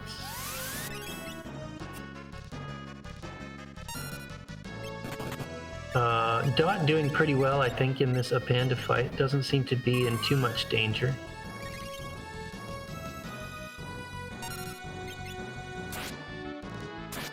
Although the armor counter is reducing a lot of damage. Yeah. Maybe I spoke too soon. Now there's two Yeah. people down. Oh yeah. Resetting out for another try. Okay. Respectable. Sometimes you have to look at things and go, I can do better. There's better ways to do this. I think this is giving Jedders a little bit of an extension to his lead. I guess it sort of depends on how much shopping Dot does afterwards. Jedders spent a decent amount of time shopping after he cleared the shrine.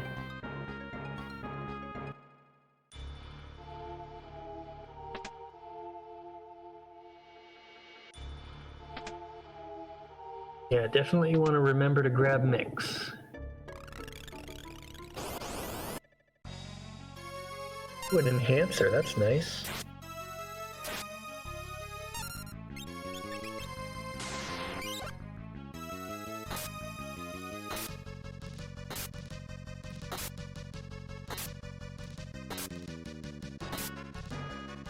Ooh, and big guard. So unfortunately, Jedders grabbed blue in the shrine. I thought that was Dot that did.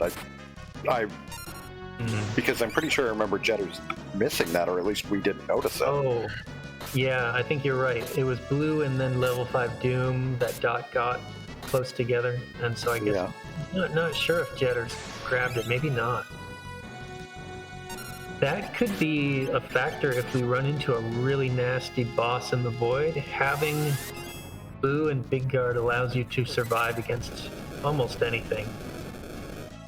Yeah, especially with the amount that these players have both taken care of in terms of bosses and stuff. Like, there is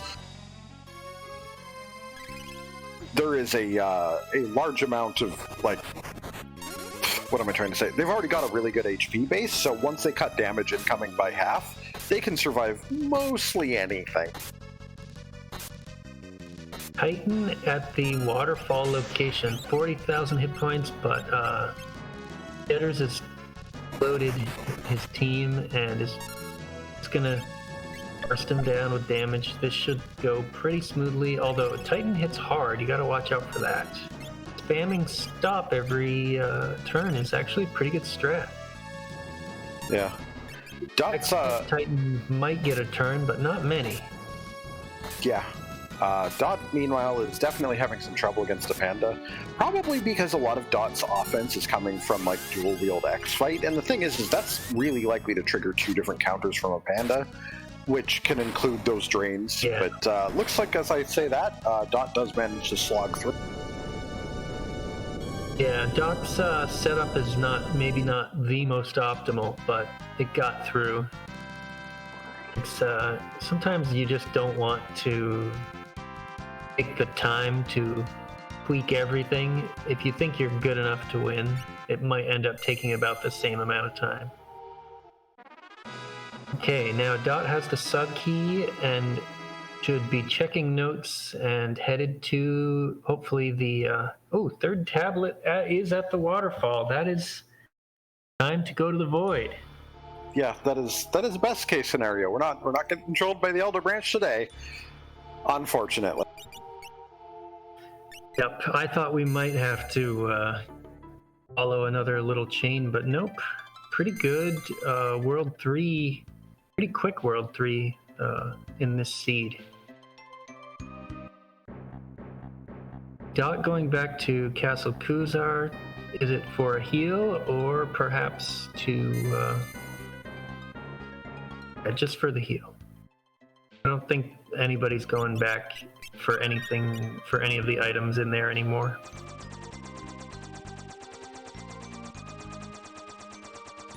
Jedders does have mix.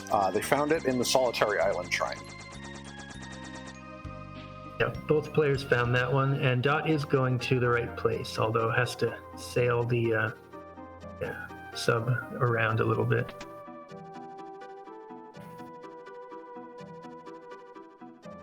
Okay, so Jedders into the void has already grabbed the early chests, so can just blaze by those. And shortly we will see what boss is the first boss of the void. Does Dot have... Oh, doing a quick reset. I was going to say, does Dot have Mute Blade? Probably not. I think Dot still hasn't found any access to Spellblade. Dot does have stuff like Meteo access. Like, it shouldn't be that terrifying. But Wasn't Magic Dot's got Sword Mystic 6 Knight. in the pyramid? It was, and Dot does have Mystic Knight as well, so... Oh yeah, Dot went and got that, actually. Once she entered World 3, she checked the Chicken Knife Brave Blade spot and got Mystic Knight there too. Oh, I must have missed that entirely. It was first indeed boss first boss in the Void, Chimera Brain, weak to Breakblade. Nice easy win. You like to see that because that's the one boss in the Void that can cost you the most time in terms of if you lose and have to run through to get to it again.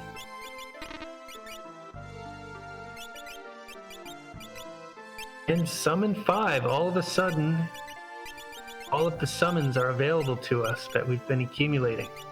Very nice.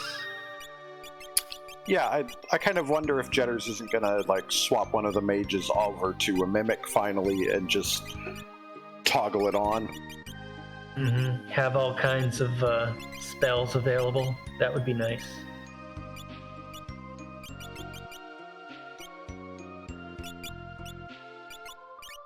You know what I don't... Yeah, that's a good point, Grandra. It's really nice to have Golem. Not sure if either of our racers have that particular summon. I love the safety of it. We'll see. So Dot also doing, it looks like a little bit of World 3... I was gonna say shopping, but no. Heading back to the Omni gate fight. Getters versus the Piggies. Ooh. What is the plan here? A double Meteo? It might work. I would probably hit reset right now and grab that Summon 5 to break out Bahamut. Yeah, there's a lot of different things you can do here. The problem is just that you need to do, for the most of the strategies involve trying to kill them all at once, so something like Bahamut is a nice method. All 3 does equal damage to all 3. That Meteo, okay, gonna go for it again. Gonna roll the RNG dice here and see if we can finish some of these off with Meteo.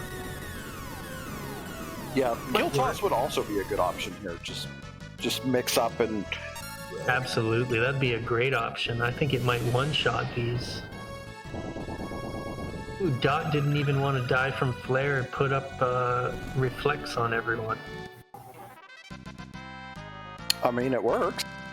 Yep, and I think Jedders is probably... Oh, it's not enough damage to beat the front Piggy. Either way, you don't reset here, though. You've almost got it. All you have to do now is just do another AoE and you win, I think. Like, that Bolt 3 might do it.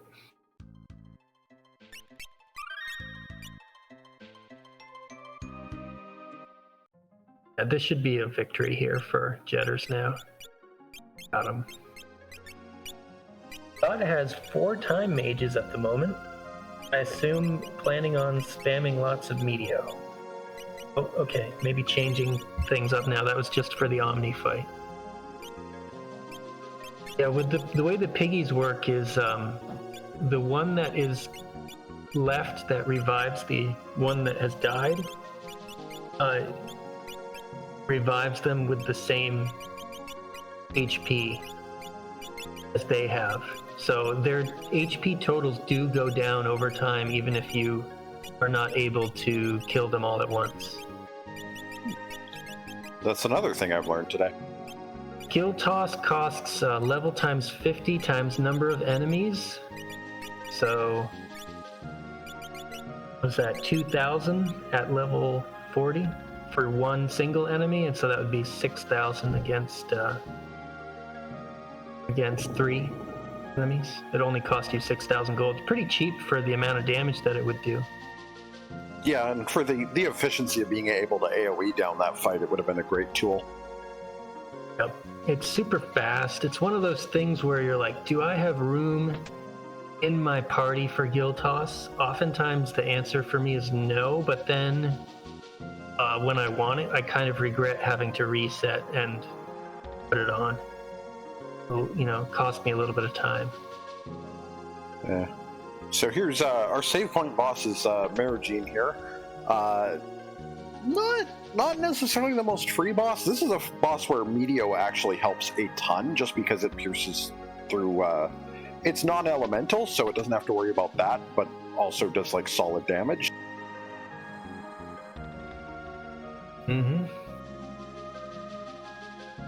Marigine, Meteo is good. Fire is very good. She always starts weak to fire. You can sleep her, so she will never wake up, and then the fight, just make it entirely a magical fight, and you won't do anything at all.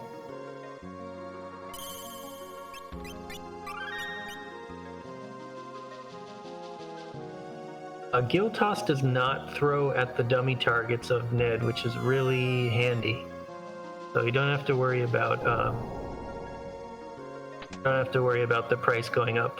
The dummy targets affect things like X-Fight, Berserker targeting, something else that I've forgotten. Meteo.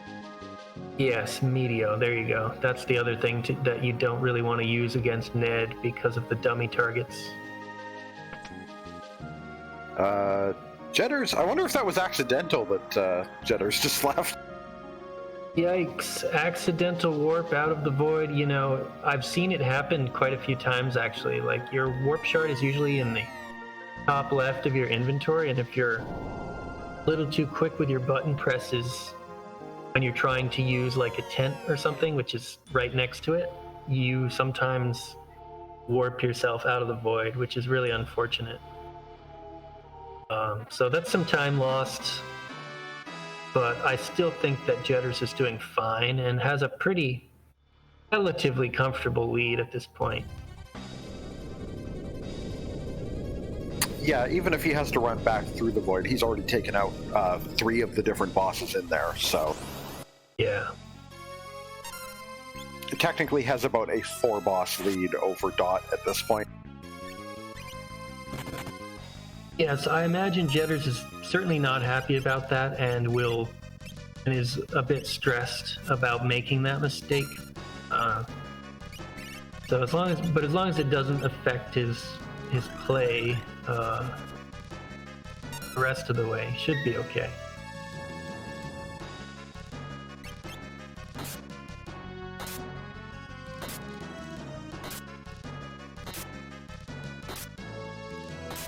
Taking on Titan, Jedders used that stop strap really well.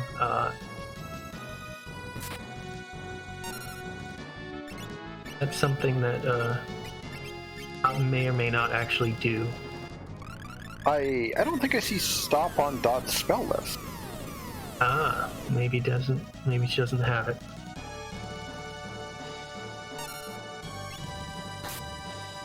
Either way, though, I think she'll get through. It just happens that maybe somebody might be KO'd and not get the experience, that's all.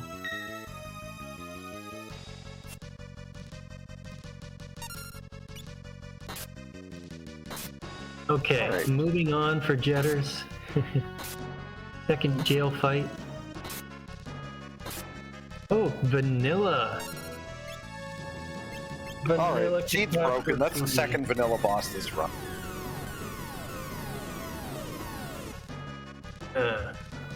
I'm not happy to see that, but theirs was pre-floated, so it should work out pretty well. Yeah, just going to depend on if Jedders can keep up the floats frequently enough. Which, I mean, Time Mage is wearing running shoes, so it should work out. Should. Yeah. And Dot is now in go mode with the third tablet. We'll be headed to the void shortly.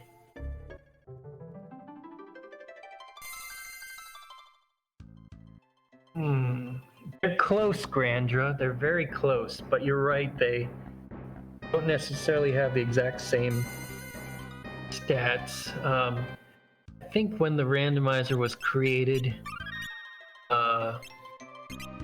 the original spots were sort of used for reference, but when you look at some of the scaling that was done, it's sort of to distribute the boss scaling evenly from the first fight in the game to the last one.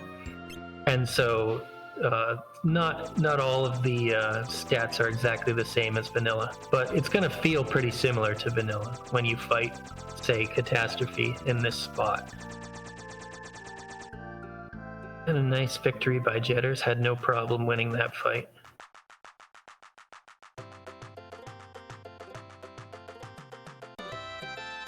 Yeah, I think Dot's taking a moment to collect themselves and figure out what they're going to do as a last action here, get some materials they might have missed. Picking up Thunder Skins this late is interesting, but... Yeah, they're a little bit weak this late. If I hadn't seen Leviathan already, I might buy a few of them just in case, but we have seen that fight, so...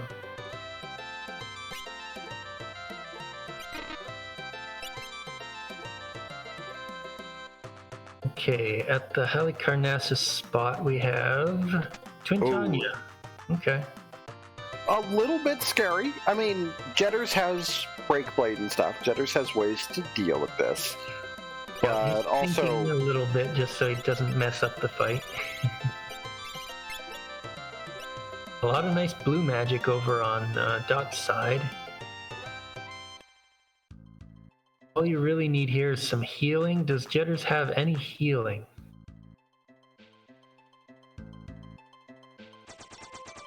Snowstorm, nice block by the Spellblade user. Okay, Cure 2. That will be enough, I think.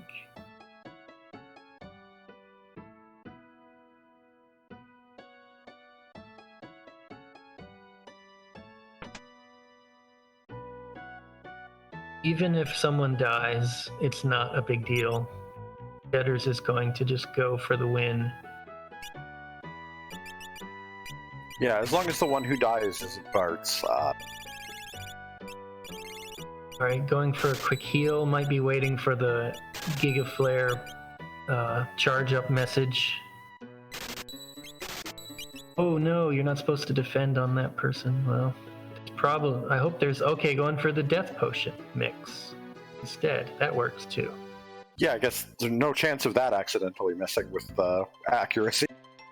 That's right. That's a guaranteed kill. So it worked out and no one even died. Although I do think it's time to go back and heal up with a couple tents. Yeah. Let's see, we still do have Bahamut and Stalker in the pool, are probably the worst things that could run out, that could be in that last spot. Shout would be a little bit rude too, but I think they have ways to deal with it, so... Yeah, Aegis Shield and Stop Spell and such.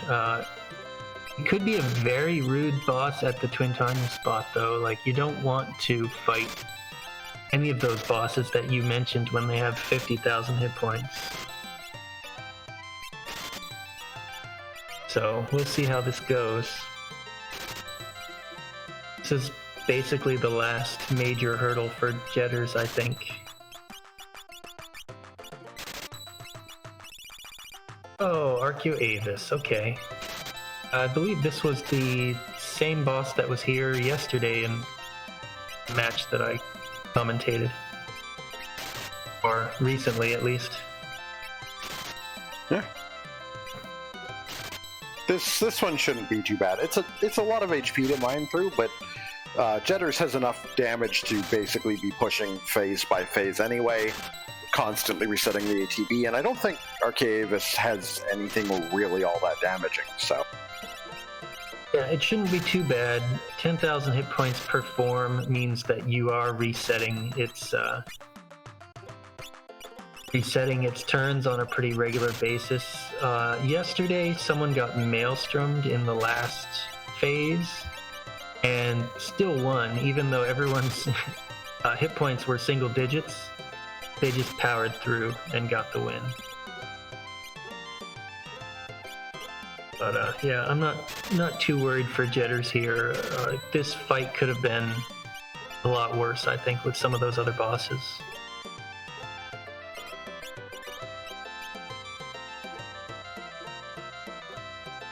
Dot's spending a lot of time in Carwen doing, I guess, shopping. Not sure what she feels she really needs with all of the loot that has been gained on the way. Yeah, I can understand, like, making sure you have some of each of the status healing items, like selling a bunch of stuff for guild toss, but I'm kind of surprised Dot hasn't just taken the plunge at this point. Maybe something like, okay, I was going to say tents, but Vaughn is saying softs. I mean, those are important things that you definitely don't want to run out of, so that could be the case.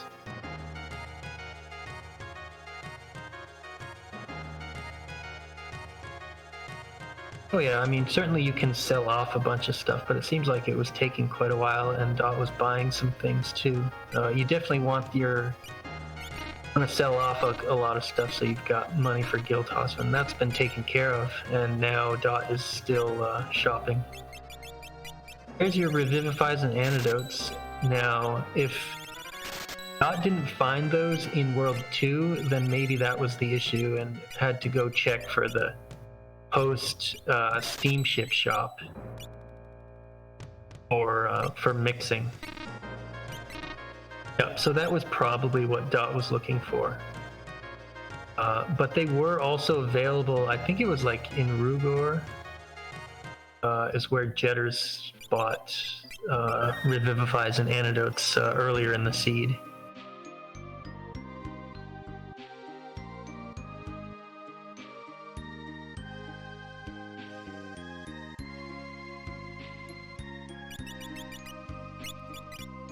Jetter's having a little trouble right now because are we on the last form of the we should be, yeah. It's immune to a lot of black spells.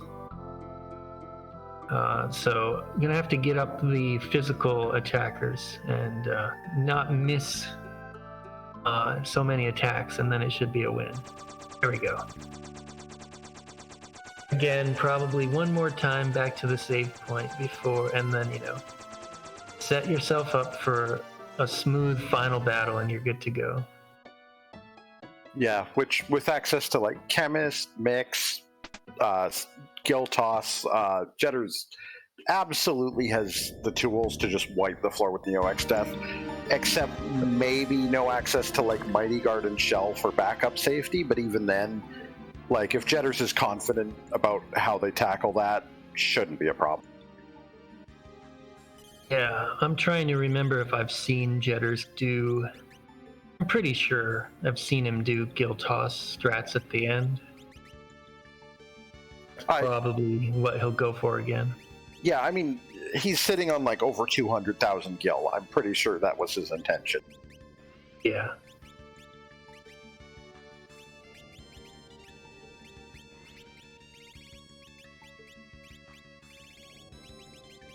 Personally, I like going with Mimic here rather than Freelancer. Mimic can hold the Aegis Shield, and also you get an extra ability. I'm not necessarily saying 4 Mimics, although you might be able to get away with that too. Freelancer is pretty darn good as well.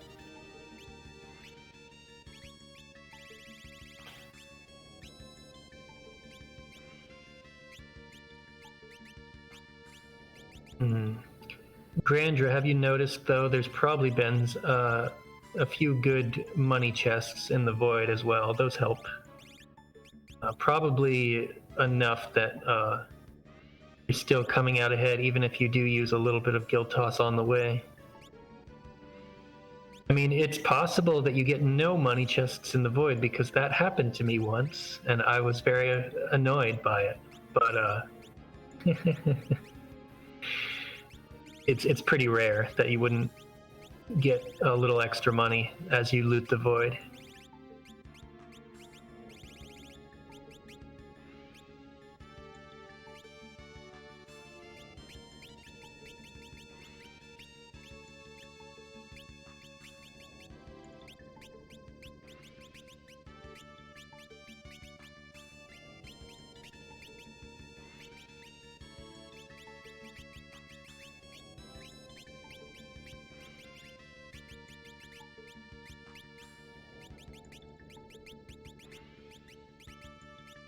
Wow, those are some big hit point numbers on Jetter's side. Over 2,000 on the level 41 Butts character, who probably mastered Knight. Yeah, that would definitely do it. That very solid vitality stat.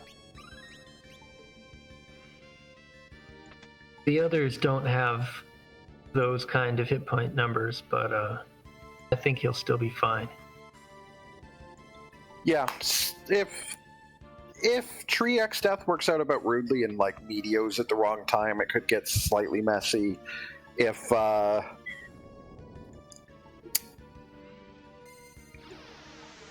just like physical attacks and stuff, if Jedders doesn't bother to set up armor, will definitely at least put a small dent in things, which I guess is kind of the advantage of going with Freelancer. I mean, Mimic can equip the item command as well, but those Phoenix Downs might take an advantage. But yeah, there is definitely some risk with using Mimic if you're not really careful and really familiar with how you set up your party. Whereas something like Freelancer, you don't really have to worry about getting into too bad of a spot where you're kind of soft lock yourself or just stuck.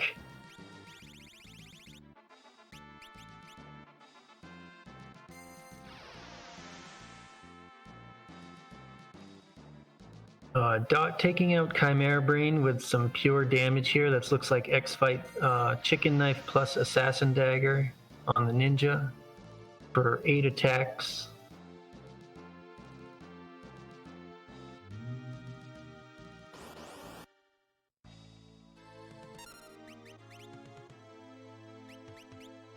Okay, and we are facing Ted. Jedders is prepping the team during this early Ted phase, putting on things like the Life Shield mix to block Whitehole, which is a nasty instant kill, plus Petrify spell that X-Death has. The Aegis Shield user, though, does not need Life Shield because the Aegis Shield blocks Whitehole because it makes you immune to petrification.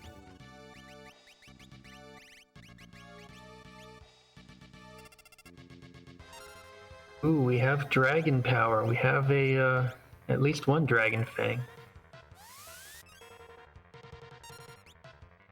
Meanwhile, Dot taking on the triplets. This could be scary, but one thing that does even damage is scrolls. Not the flame scroll, but the other two types. Oh, and going for some X-Fight strats, so this could imbalance their hit points quite a bit. That's all right. We'll see how it works out.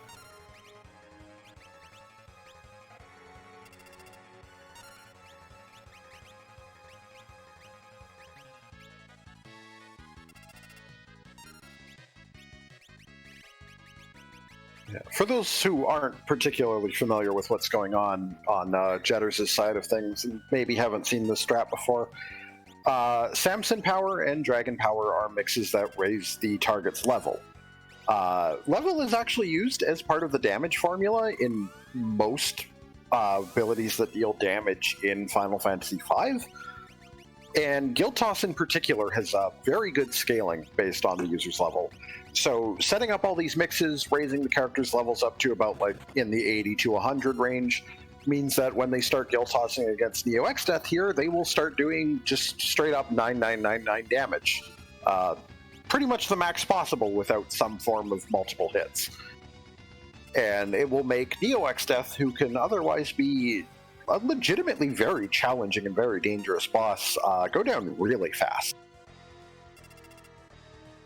Yeah. 6 or I guess 7 guild tosses if you do nothing but guild toss, and Ned will die. So it might seem a little bit slow here that we're in the final fight and we're not attacking, but that time spent pays off very quickly once we actually do begin attacking. Dot got past the triplets without any problem at all, and is now moving on to the Apanda location. Sorry, moving past the Apanda location to the first castle jail fight.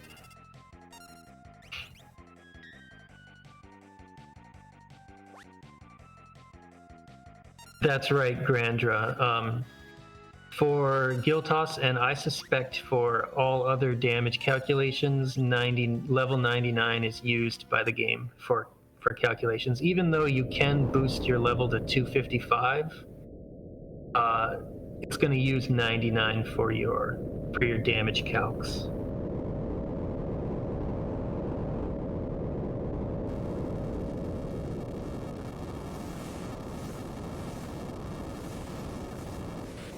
Okay, and if you looked away like I did and missed it, Ed is now dead, and we're going to move on to the Ned portion of the fight. Jedders looks to be in really good shape. I see a couple people are not hasted, but shouldn't be too much of a problem.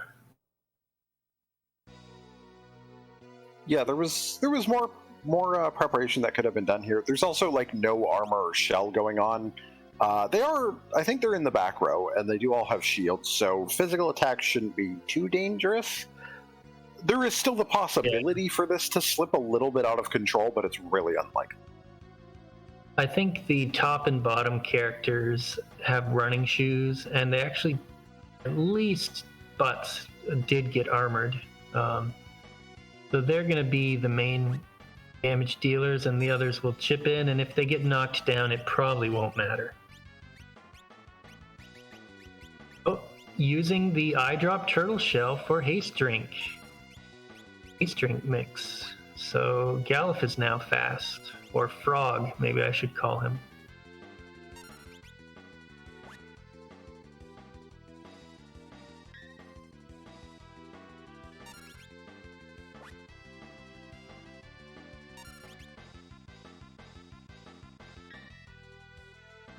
All right, you see the shaking. That is a warning that Almagest is coming, but I think that it's not going to matter. This fight is going to be over very, very soon.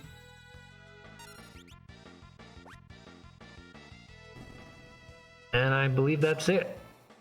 Jedders has finished.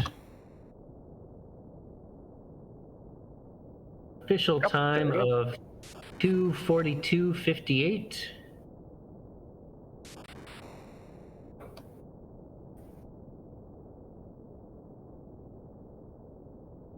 And once Jedders has a second to catch his breath, maybe we can have him join us here.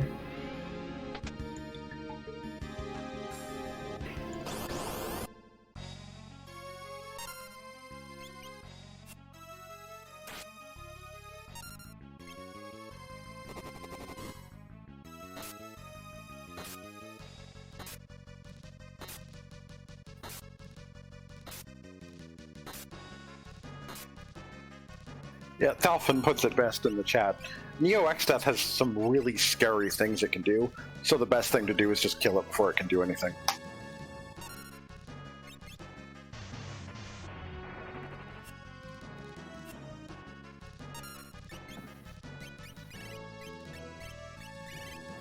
Yep, you definitely, Almagest is certainly considered very scary, but there are lots of other nasty things you don't want to face either. And I don't think I saw Ned really do anything. Hey, Jedders. Greetings. GG's to you. G. What are your thoughts on the seed? How do you think it went? This definitely was on the higher side of required clearing. Especially early on, right? Like a lot of World 1 checking to find the key items you needed. Yeah, it was not that nice with that steamship key, having to get the big bridge key and then having to go get Ifrit's fire from there and then go get the steamship key to get to Ned or to X-Death. So you basically, I think maybe if you did, like, I don't think a lot of people do the canal early on, so I think most people would full clear World 1. Yeah, let me see if I have that in my notes. If you guys, at least collectively, went everywhere in World 1 except Walls Tower and the Flying Lanka Ruins. Yeah, I'm pretty sure they both completely cleared World 1. Right, and I mean, those locations that I mentioned were locked behind key items anyway, so you basically did everything that was freely available to you there, and then quite a bit more in World 2 as well. So that was a little rough, but once you got into World 3, it wasn't too bad. Those hints turned out pretty nicely. Yeah, the sub key was the only thing that really had to kind of dig a little for. I had paused for a moment right before, you know, I was like trying to think on like what I wanted to do with my time, because I knew Odin was dead since it was a cave. So, right. So I mean, I just had all I really had was, I think at the time, the shrine at that point. I couldn't think of anything else that I had left to do. Yeah, it was basically forced. Even though you were in World 3, there weren't too many options, so that was actually sort of a good thing, and it forced you to the shrine, and then it gave you the sub key, and then you were good to go. Yeah. And you did Pyramid first, which you already knew was required, so it was an interesting seed. I wouldn't call it a fast one necessarily, but it was certainly, you know, there's plenty of loot to pick up along the way, and you probably felt pretty powerful by the end. Oh yeah, definitely. You had a lot of options for damage throughout the seed, and it just kept like snowballing. Especially once you got to World 3, I think, and you started, once you got into like Pyramid, you really got a lot of good stuff, like 2 running shoes in Pyramid, and then Shrine had a bunch of good stuff as well. I was glad that Mix showed up in Shrine, because I knew where Chemist was, and I was just hoping I didn't have to buy it and train Mix on a bunch of people. Yeah, I think that was the right call. If you're not planning on using Mix along the way, you hope to just find it rather than have to train to learn it. Oh, let's talk about the sandworm incident. Thank you, Kig, for that reminder. I think this fight bugged out on you, yeah? And you had to redo it. Yeah, I thought maybe... I was trying to figure out what could have caused that, and then I realized I was using bio, so maybe it died to HP leak and messed up or something. That someone reported it. Yeah, someone reported the same bug as happened to you pretty recently. I don't think anyone has 100% figured out what causes it. And luckily, when you went back again, it worked fine. Yeah. But that's it's a shame. Like, you definitely don't want to see that happen in a race. But sandworm is funky and sometimes breaks. So luckily, it didn't really influence the outcome in any way. Yeah, sandworm just loves to troll people, so that's just another way that sandworm can troll people. Yeah, I guess so. But you tried again, got through it, and maybe one day we will figure out how to avoid that particular problem there that popped up. Oh, and also thanks for the help in chat, there was an accidental warp shard use out of the void, I think. Yeah, I was trying to spam tents, and Yep, exactly. Yeah, it happens. I've seen it happen to other people too. Yeah, it's easy to do. You probably have tents one slot off from the warp shard itself, and you just misclick and boom, you're out of the void. So again, you recovered pretty nicely from that setback as well, so no big deal. Yeah, I thought it was interesting with because I read Shinryu's weaknesses, and I was like, that's actually not too bad if you have Sleep Sword. I don't know if it'll last an entire round, but you might be able to forever. sleep. Yeah, I mean, you could have probably taken out Shinryu if you want to load up and do the fight. It's up to you. Dot is doing pretty well. Is actually fighting Arcuavis at the Twin Tanya spot, so should be done pretty soon.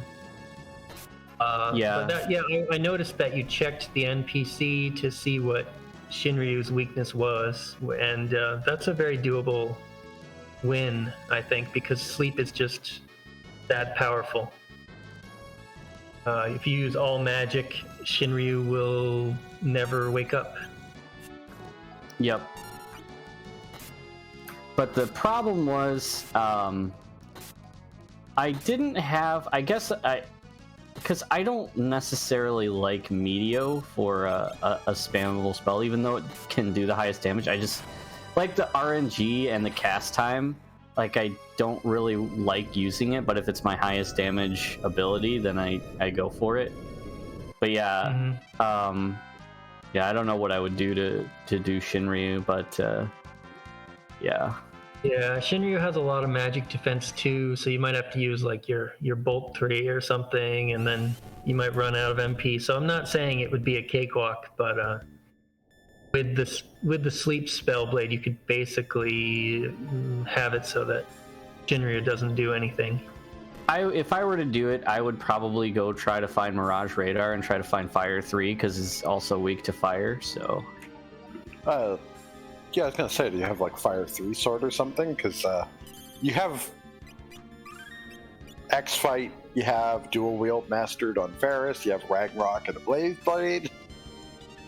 Yeah, I don't... What you could do, I guess you could try and queue up your turns in such a way that you're using physical attacks and then you're immediately sleeping right afterwards. You could do it that way too.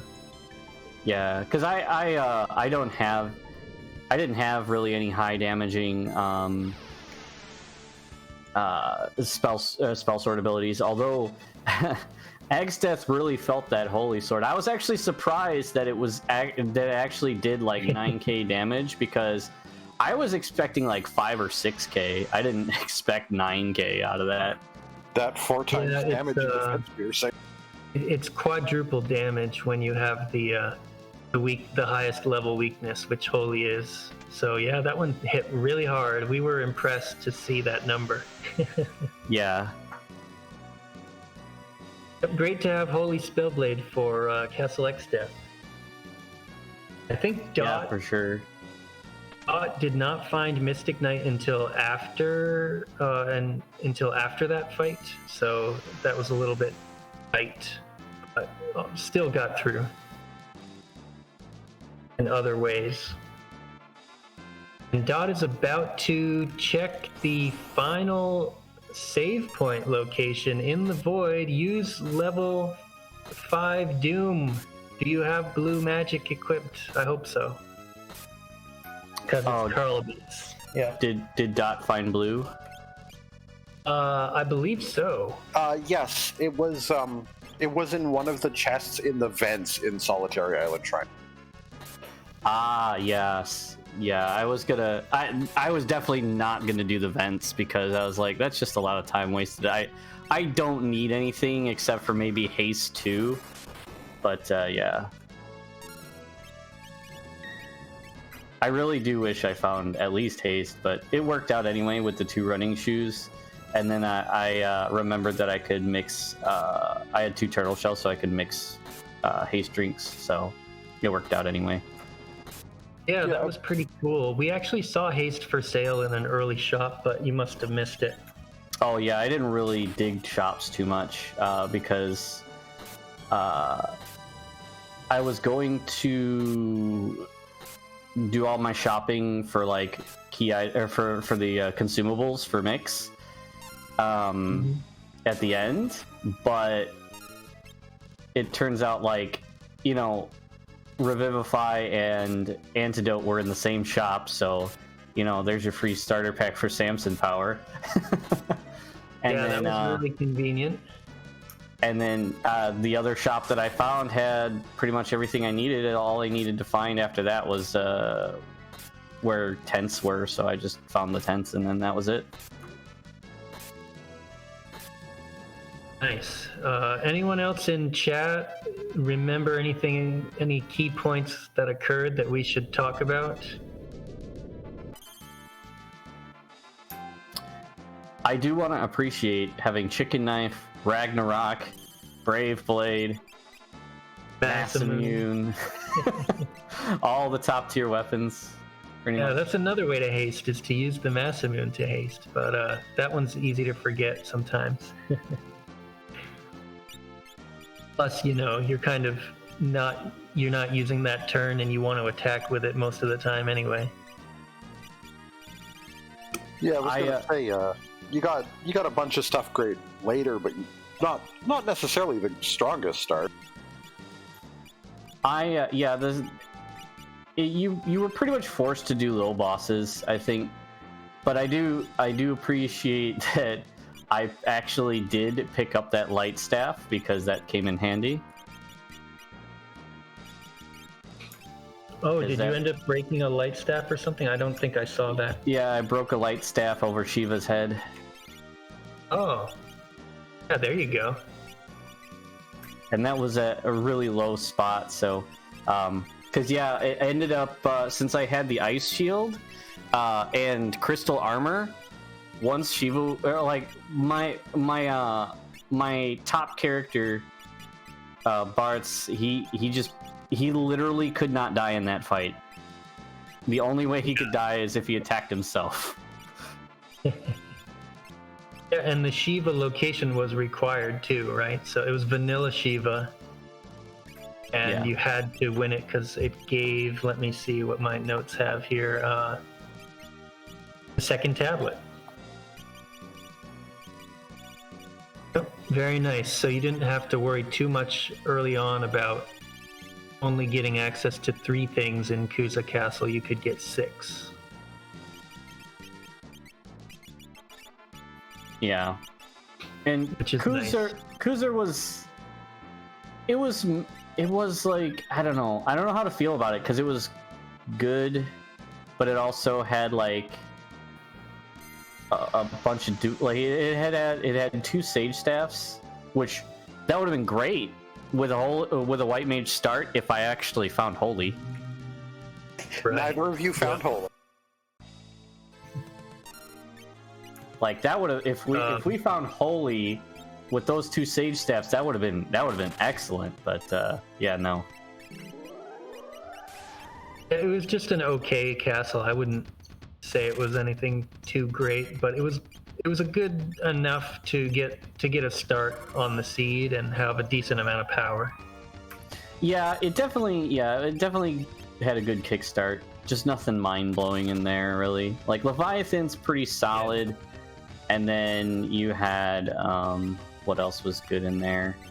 Oh yeah, Meteo was good, but obviously that's the problem with Meteo, at least starting off, is it's just so much MP to cast it that it's not really useful early.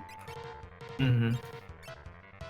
As soon as you have the MP to actually use it, then you're probably one-shotting things with it, but I don't think you really had the ability to use it, and luckily, I think it was a library required spot that gave Time Mage as well, so that was kind of nice. Yeah. Anyway, just to update people on what's happening on Dot's side, they are fighting Ted, so as long as this fight goes smoothly, both racers will be finished relatively soon. I see some Samson powers and things going on. Yeah, I believe Dot has the same plan you did, Jedders, since, you know, all the pieces fell into your lap anyway. Dot has run into the minor issue that I don't think Dot has softs on hand, and Xdeath did get off a white hole as the first action in battle on somebody. Oh, that's always rude, the opening white hole immediately. Dot was probably looking around for softs in when shopping earlier and never found them. That's a shame. Going with Giant Drink Mix for over 3,000 hit points. That should keep Butts on his feet for a while.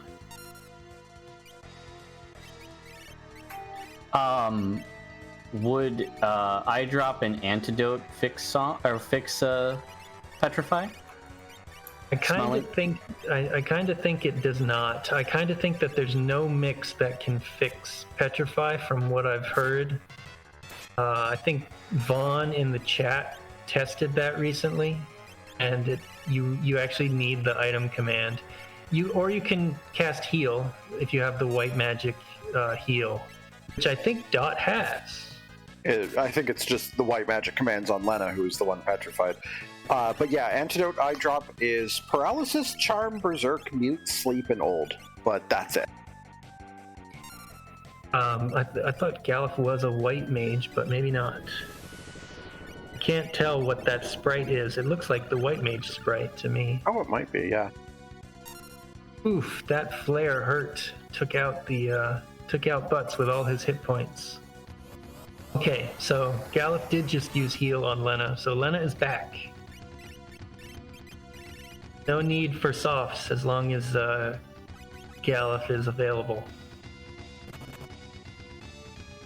So we'll get there soon. Dot working on this fight. It's going to take a little longer, but should be okay eventually.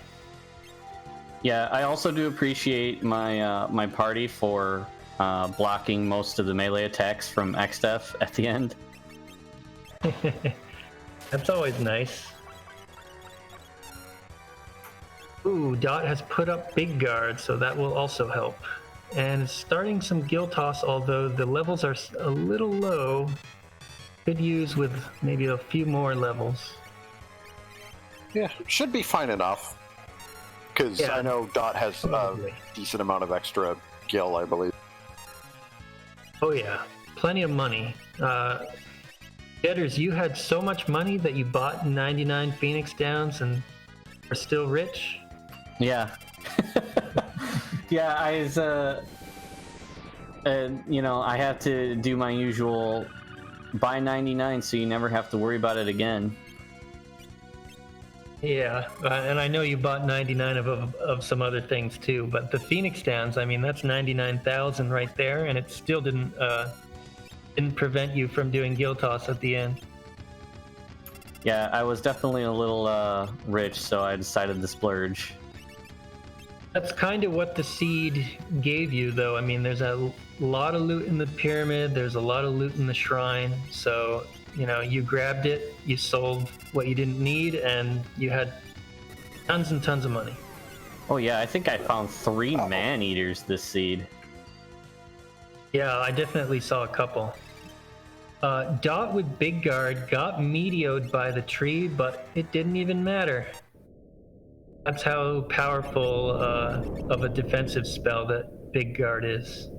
So now Dot is headed to phase 2, the Ned phase.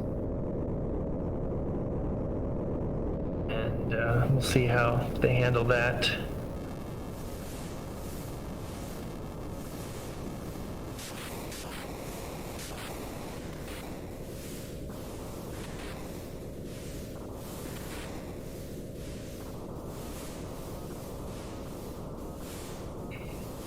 Let me open up the racing bracket and take a look at who you will be facing in the next round. I already know the answer to that because it's me. Oh, okay. So it'll be Jedders versus Garlisle sometime next week. It should be next week, yes. Yes, that's down in the lower bracket where I am as well. Aha, I see. Yeah, okay. That'll be a good match. Something to look forward to.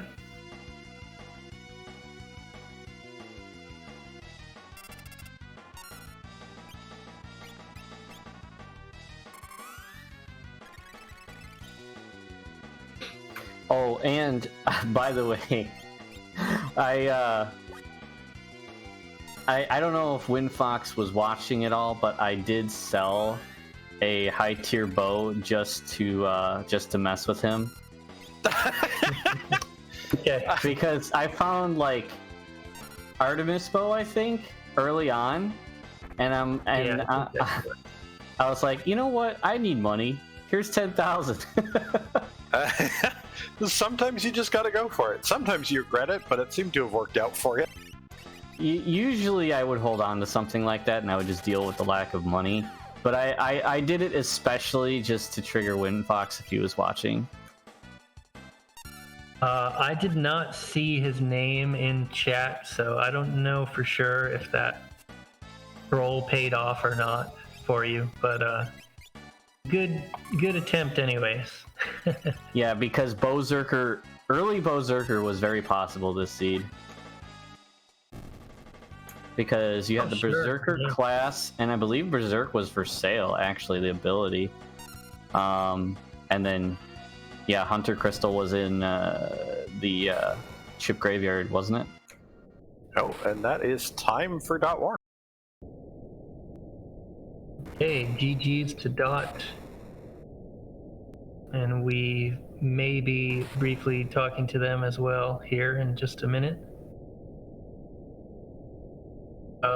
And let me just take a quick look at the upcoming schedule. Tomorrow there are 2 Final Fantasy V Career Day randomizer races. We have Classy Badger versus Ike at noon Eastern, and Slackaholicus versus Luigi Meister SA at 8 p.m. Eastern. I'm doing commentary on that second one. Oh, Dot, you're here with us? Can you hear me? Yes, Yes, I can. You. Hello. Yay! GG. All right. Yeah. Yeah. This I guess naming him Sloga was good luck, because this is probably this is one of the fastest seeds I've ever done. Like, this is definitely the fastest I've ever got into the void. Nice. Well, yeah, congrats to you then. Yeah. Yeah, you made a lot of good plays. Yeah, I mean, I don't think I did anything I wouldn't have otherwise. I just got some really good info early, and I'm like, okay, I don't need to go there. Like, I think the only thing I slightly regret is double dipping Ancient Library, because I told myself to not go there unless I had the Ifrit's Fire. But then I was like, but what if it was vanilla? So I went for it. It's like, Yeah, no, you you overall actually like there might have been a significant time gap between the finishes, but actually throughout much of the race, you two were very, very close. In fact, for quite a while at the beginning there, I think I probably would have said you had the advantage. Yeah, like, I mean, and I know there was a couple of bosses. I face planted against a couple of bosses. I definitely remember, struggling against Carbuncle because I didn't quite have enough tools at the time. But then it's like I just kept picking up. I got really lucky with the checks too because I just kept picking up win conditions. So I was like, oh, Guild Toss, okay, well that solves like a lot of the bosses, and I was really glad to have that too because I had no DPS at the beginning. It was like the white mage start. I was like, no. Yeah, you did well though. It was you had enough to get by, and you were doing pretty standard, vanilla order checks, and it was working out pretty well. Yep. I keep getting really I keep getting really good race seats that fit my playstyle because like I've seen some of those race seats where it's like just somebody just does this galaxy brain out of order check and then that happens to be the way forward. I very rarely do that kind of thing. It's just vanilla. Yeah. I probably would have full cleared World 1 if I didn't get the information that caves didn't have any items of value. Sure. Yeah. There's always a luck factor in these randomizers, so that's something that can't really be accounted for too much. So certain people have certain preferences, and you kind of just go with what you like at a certain point once the hints have already been sort of evaluated. Yeah. Like at this point, I don't think I would really change my strategy that much. I just need to be better at executing these bosses. Like, if you were watching me, you saw me do a lot of pausing on cast menus because I was looking up the boss reference sheet. I'm like, what's this boss weak against again? And fortunately, a lot of the bosses were weak against rapid fire, so I ended up not needing to engage in their gimmicks. There you go. Yeah, some pretty nice physical weapons became available, and we made good use of a lot of them with the ninja, dual wielding and X fighting and all that. Yeah. I want to jump in real quick and correct a mistake that I made before. There are not races tomorrow. The races are on Saturday. So those two races that I mentioned earlier, we have a day off. There's no races tomorrow at all, but two more on Saturday. Anything else, Dot, that you wanted to mention? Like I was really nervous going into this race because this morning I did a practice seed and that one was looking into clocking into 5-6 hours because I also didn't know I was doing. I actually had the tools to solve Ned at really low levels, but it was like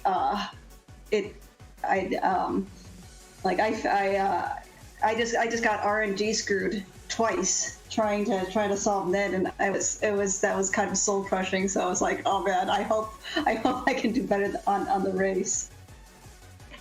Yeah, in the current racing flags, usually we have something really powerful for the final fight, but if you don't, that can be really scary, and also it can be a huge time swing. Mm-hmm.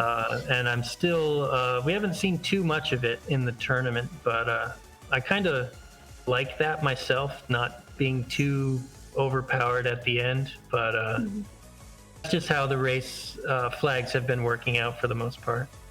Yeah, I had tools to fight him. I just tend to be really stingy with magic. Like, this is just a bad habit of playing through Final Fantasy V. Is like, I don't need to cast spells. I can cast knife. Yep. Yeah, and then it's like, no, there are bosses where it's a lot faster to throw, whatever, like elemental magic or whatever. And so, yeah, like, so this time this time I also got a big pile of money, so I didn't feel like I was on a budget, except maybe at the very beginning. Yeah, And- The required route gave a lot of loot and money. I also feel that the Void was definitely pretty friendly. Twintania could have been challenging if you didn't know off the top of the head, a good way to deal with Twintania, but just being able to dispatch, throw a death potion at Twintania was pretty easy.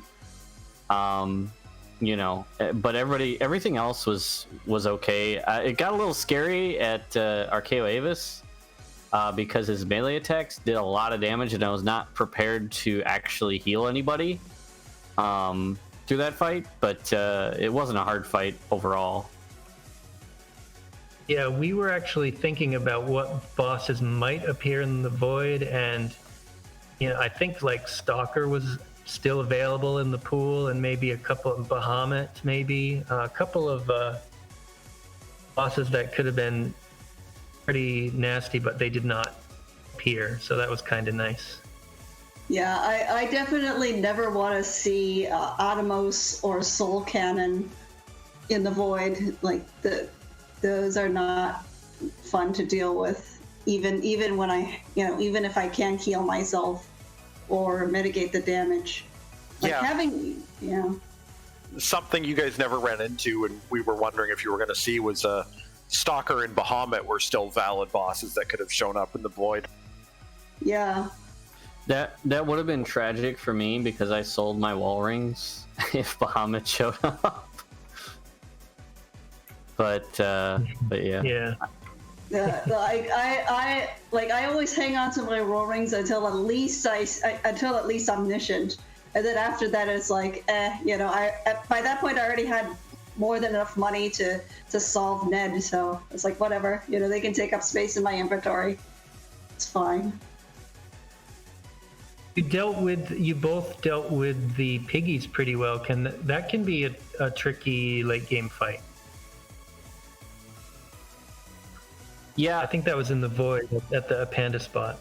Yeah, that one was a little unfortunate for me in terms of how it turned out. Like I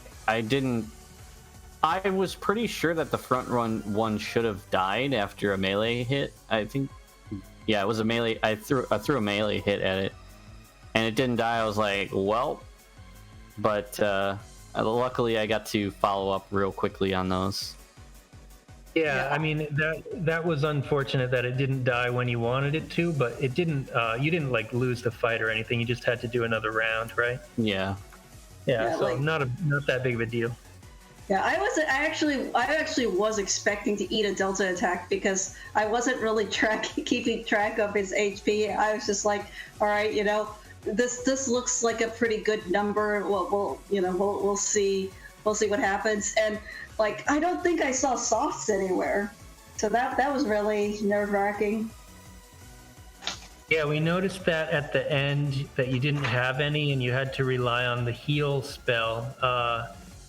hXcjedders, did you happen to find softs? Do you recall? I didn't find where they were sold, but I had one on me.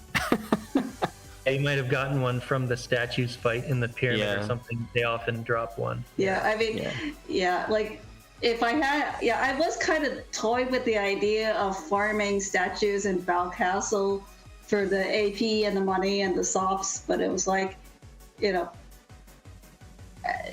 I had so much momentum. I didn't want to kill my momentum. Yeah, absolutely. You don't want to get bogged down menuing or shopping too much. Those are sort of momentum killers. But you also want to balance that with having decent coverage to deal with most things. I would say it all worked out pretty well for you guys. I would say maybe softs were in the secret shop after you took out Steamship, but maybe not. No, it wasn't. The Dot secret went there, and it was Antidote and Revivify were there. Yeah, the elixirs. Yeah, so Okay. so the only place that I haven't checked was the Mirage shops because I never found the Mirage radar. Well, softs would be Yeah. in some World 1 shop. World 1. But yeah, I didn't check all the shops in history, so maybe that's two, or that's where they are too. The only shop I didn't check World 1 was Jekyll, because I like just kind of playing the seeds. I seem to remember some of the towns sharing shops, so I was just like, I decided just to skip that particular set of shops. So I would not be surprised if Murphy's Law. That's the where it was. Yeah, I wouldn't be surprised either. Jekyll sounds like a distinct possibility. Yep. But that sort of thing happens. You have heal anyways, so you're covered just fine. Had a lot of safety with big guard. Yeah, I mean, to be quite powerful and finish off the seed pretty nicely. I think we're gonna wrap it up here. There is another race on this channel in about a half hour. We want to give those people plenty of time to set up. Does anybody have any final thoughts? No. Like, it was kind of funny to see Gilgamesh with Galoof in the party too, and he turned Galoof into a flattened mini pancake, and then he's like, "Oh, by the way, where's that jolly old man?" And I just burst out laughing, like, "You just killed him! He's right there!" Oh yeah, you got to do the Gilgamesh cutscene in the Necrophobe fight, right? Yeah, because Necrophobe spawned in what's his Carbuncle's spot. Yes. That was interesting because I think we were talking about the possibility of that happening earlier in the seed, and then it actually happened. You don't see it all that often. Sometimes you just kill Greg too fast, or sorry, kill Necrophobe too fast for it to happen. But the order worked out in that you had beaten Gilgamesh 4 earlier. You got to see that whole scene. Yeah, and Pretty softs were in Jack Hole, by the way. I went and checked. Of course they were. I also thought I found it funny that I thought Gilgamesh 4 got the item from him, and then I went to got the sandworm bait, went to sandworm, and there was Gilgamesh 2 there. I thought that was kind of entertaining. Oh yeah, I've had seeds where I get 3 or more, maybe even, I don't know if I've ever gotten all 4 of them in a row, but I think I got 3 of them in a row once.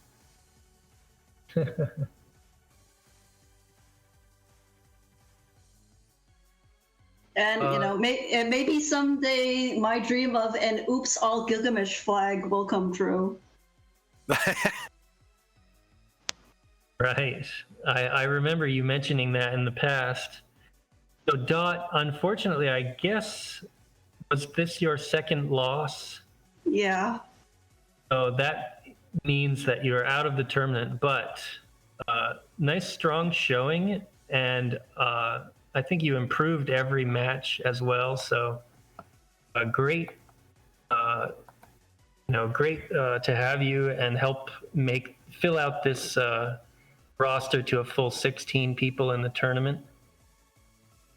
Yeah, I definitely have to say that, I know there were people that were intimidated early on because they just weren't familiar with the randomizer, and I was telling people that you never know, because you learn, like, I would say probably 70% of the strategies that save you the most time, like up front, so you can learn how to push that time down really quickly, because it's mainly about learning what's susceptible to instant death methods. And once you have that down, then that'll save you hours already of maybe Absolutely. bashing your head against a void boss. Like Twintania at Hallie's spot would have been, if you had to straight fight Twintania, it would not have been the nicest fight.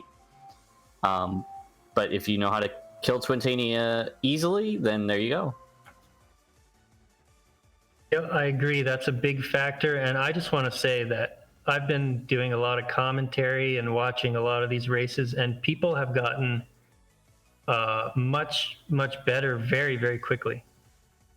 So that's great. We've got a great little community, and there is a bit of a learning curve for sure. This game is sort of intimidating at first, but I think everyone involved here has proven that put in the work and you get better, and it happens pretty fast.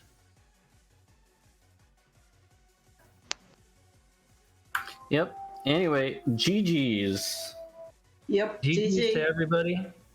I want to give a thanks to all the people behind the scenes. We got Smape D on the restream. Got Garlisle did tracking for us and commentary today. Thanks for the double duty there. Yeah, no problem. And who else am I forgetting anyone? Not today, I think. Aside from the usual, just Freddie had to help us a bit with some of the bot stuff along with Karma just to get it all set up. But Yes, thanks to Freddie and Karma as well, because we are not all experienced in making this happen. My commentary is the easy part because I don't really do much else. But I guess we'll sign it off here. Thanks everyone for watching and commenting in the chat, and thanks to our racers, and I hope that everybody continues to play Career Day, whether you're still in the tournament or not. Keep at it. yeah, and if I'll you're see you next time. yeah, if you're still in the chat and looking for more RPG randomizers, there should be a Dragon Warrior randomizer race starting in like just about half an hour on this very channel. So hey, there you go. Yep, and links to Career Day stuff in the chat for people who might be interested. So thanks a lot. I think we're out.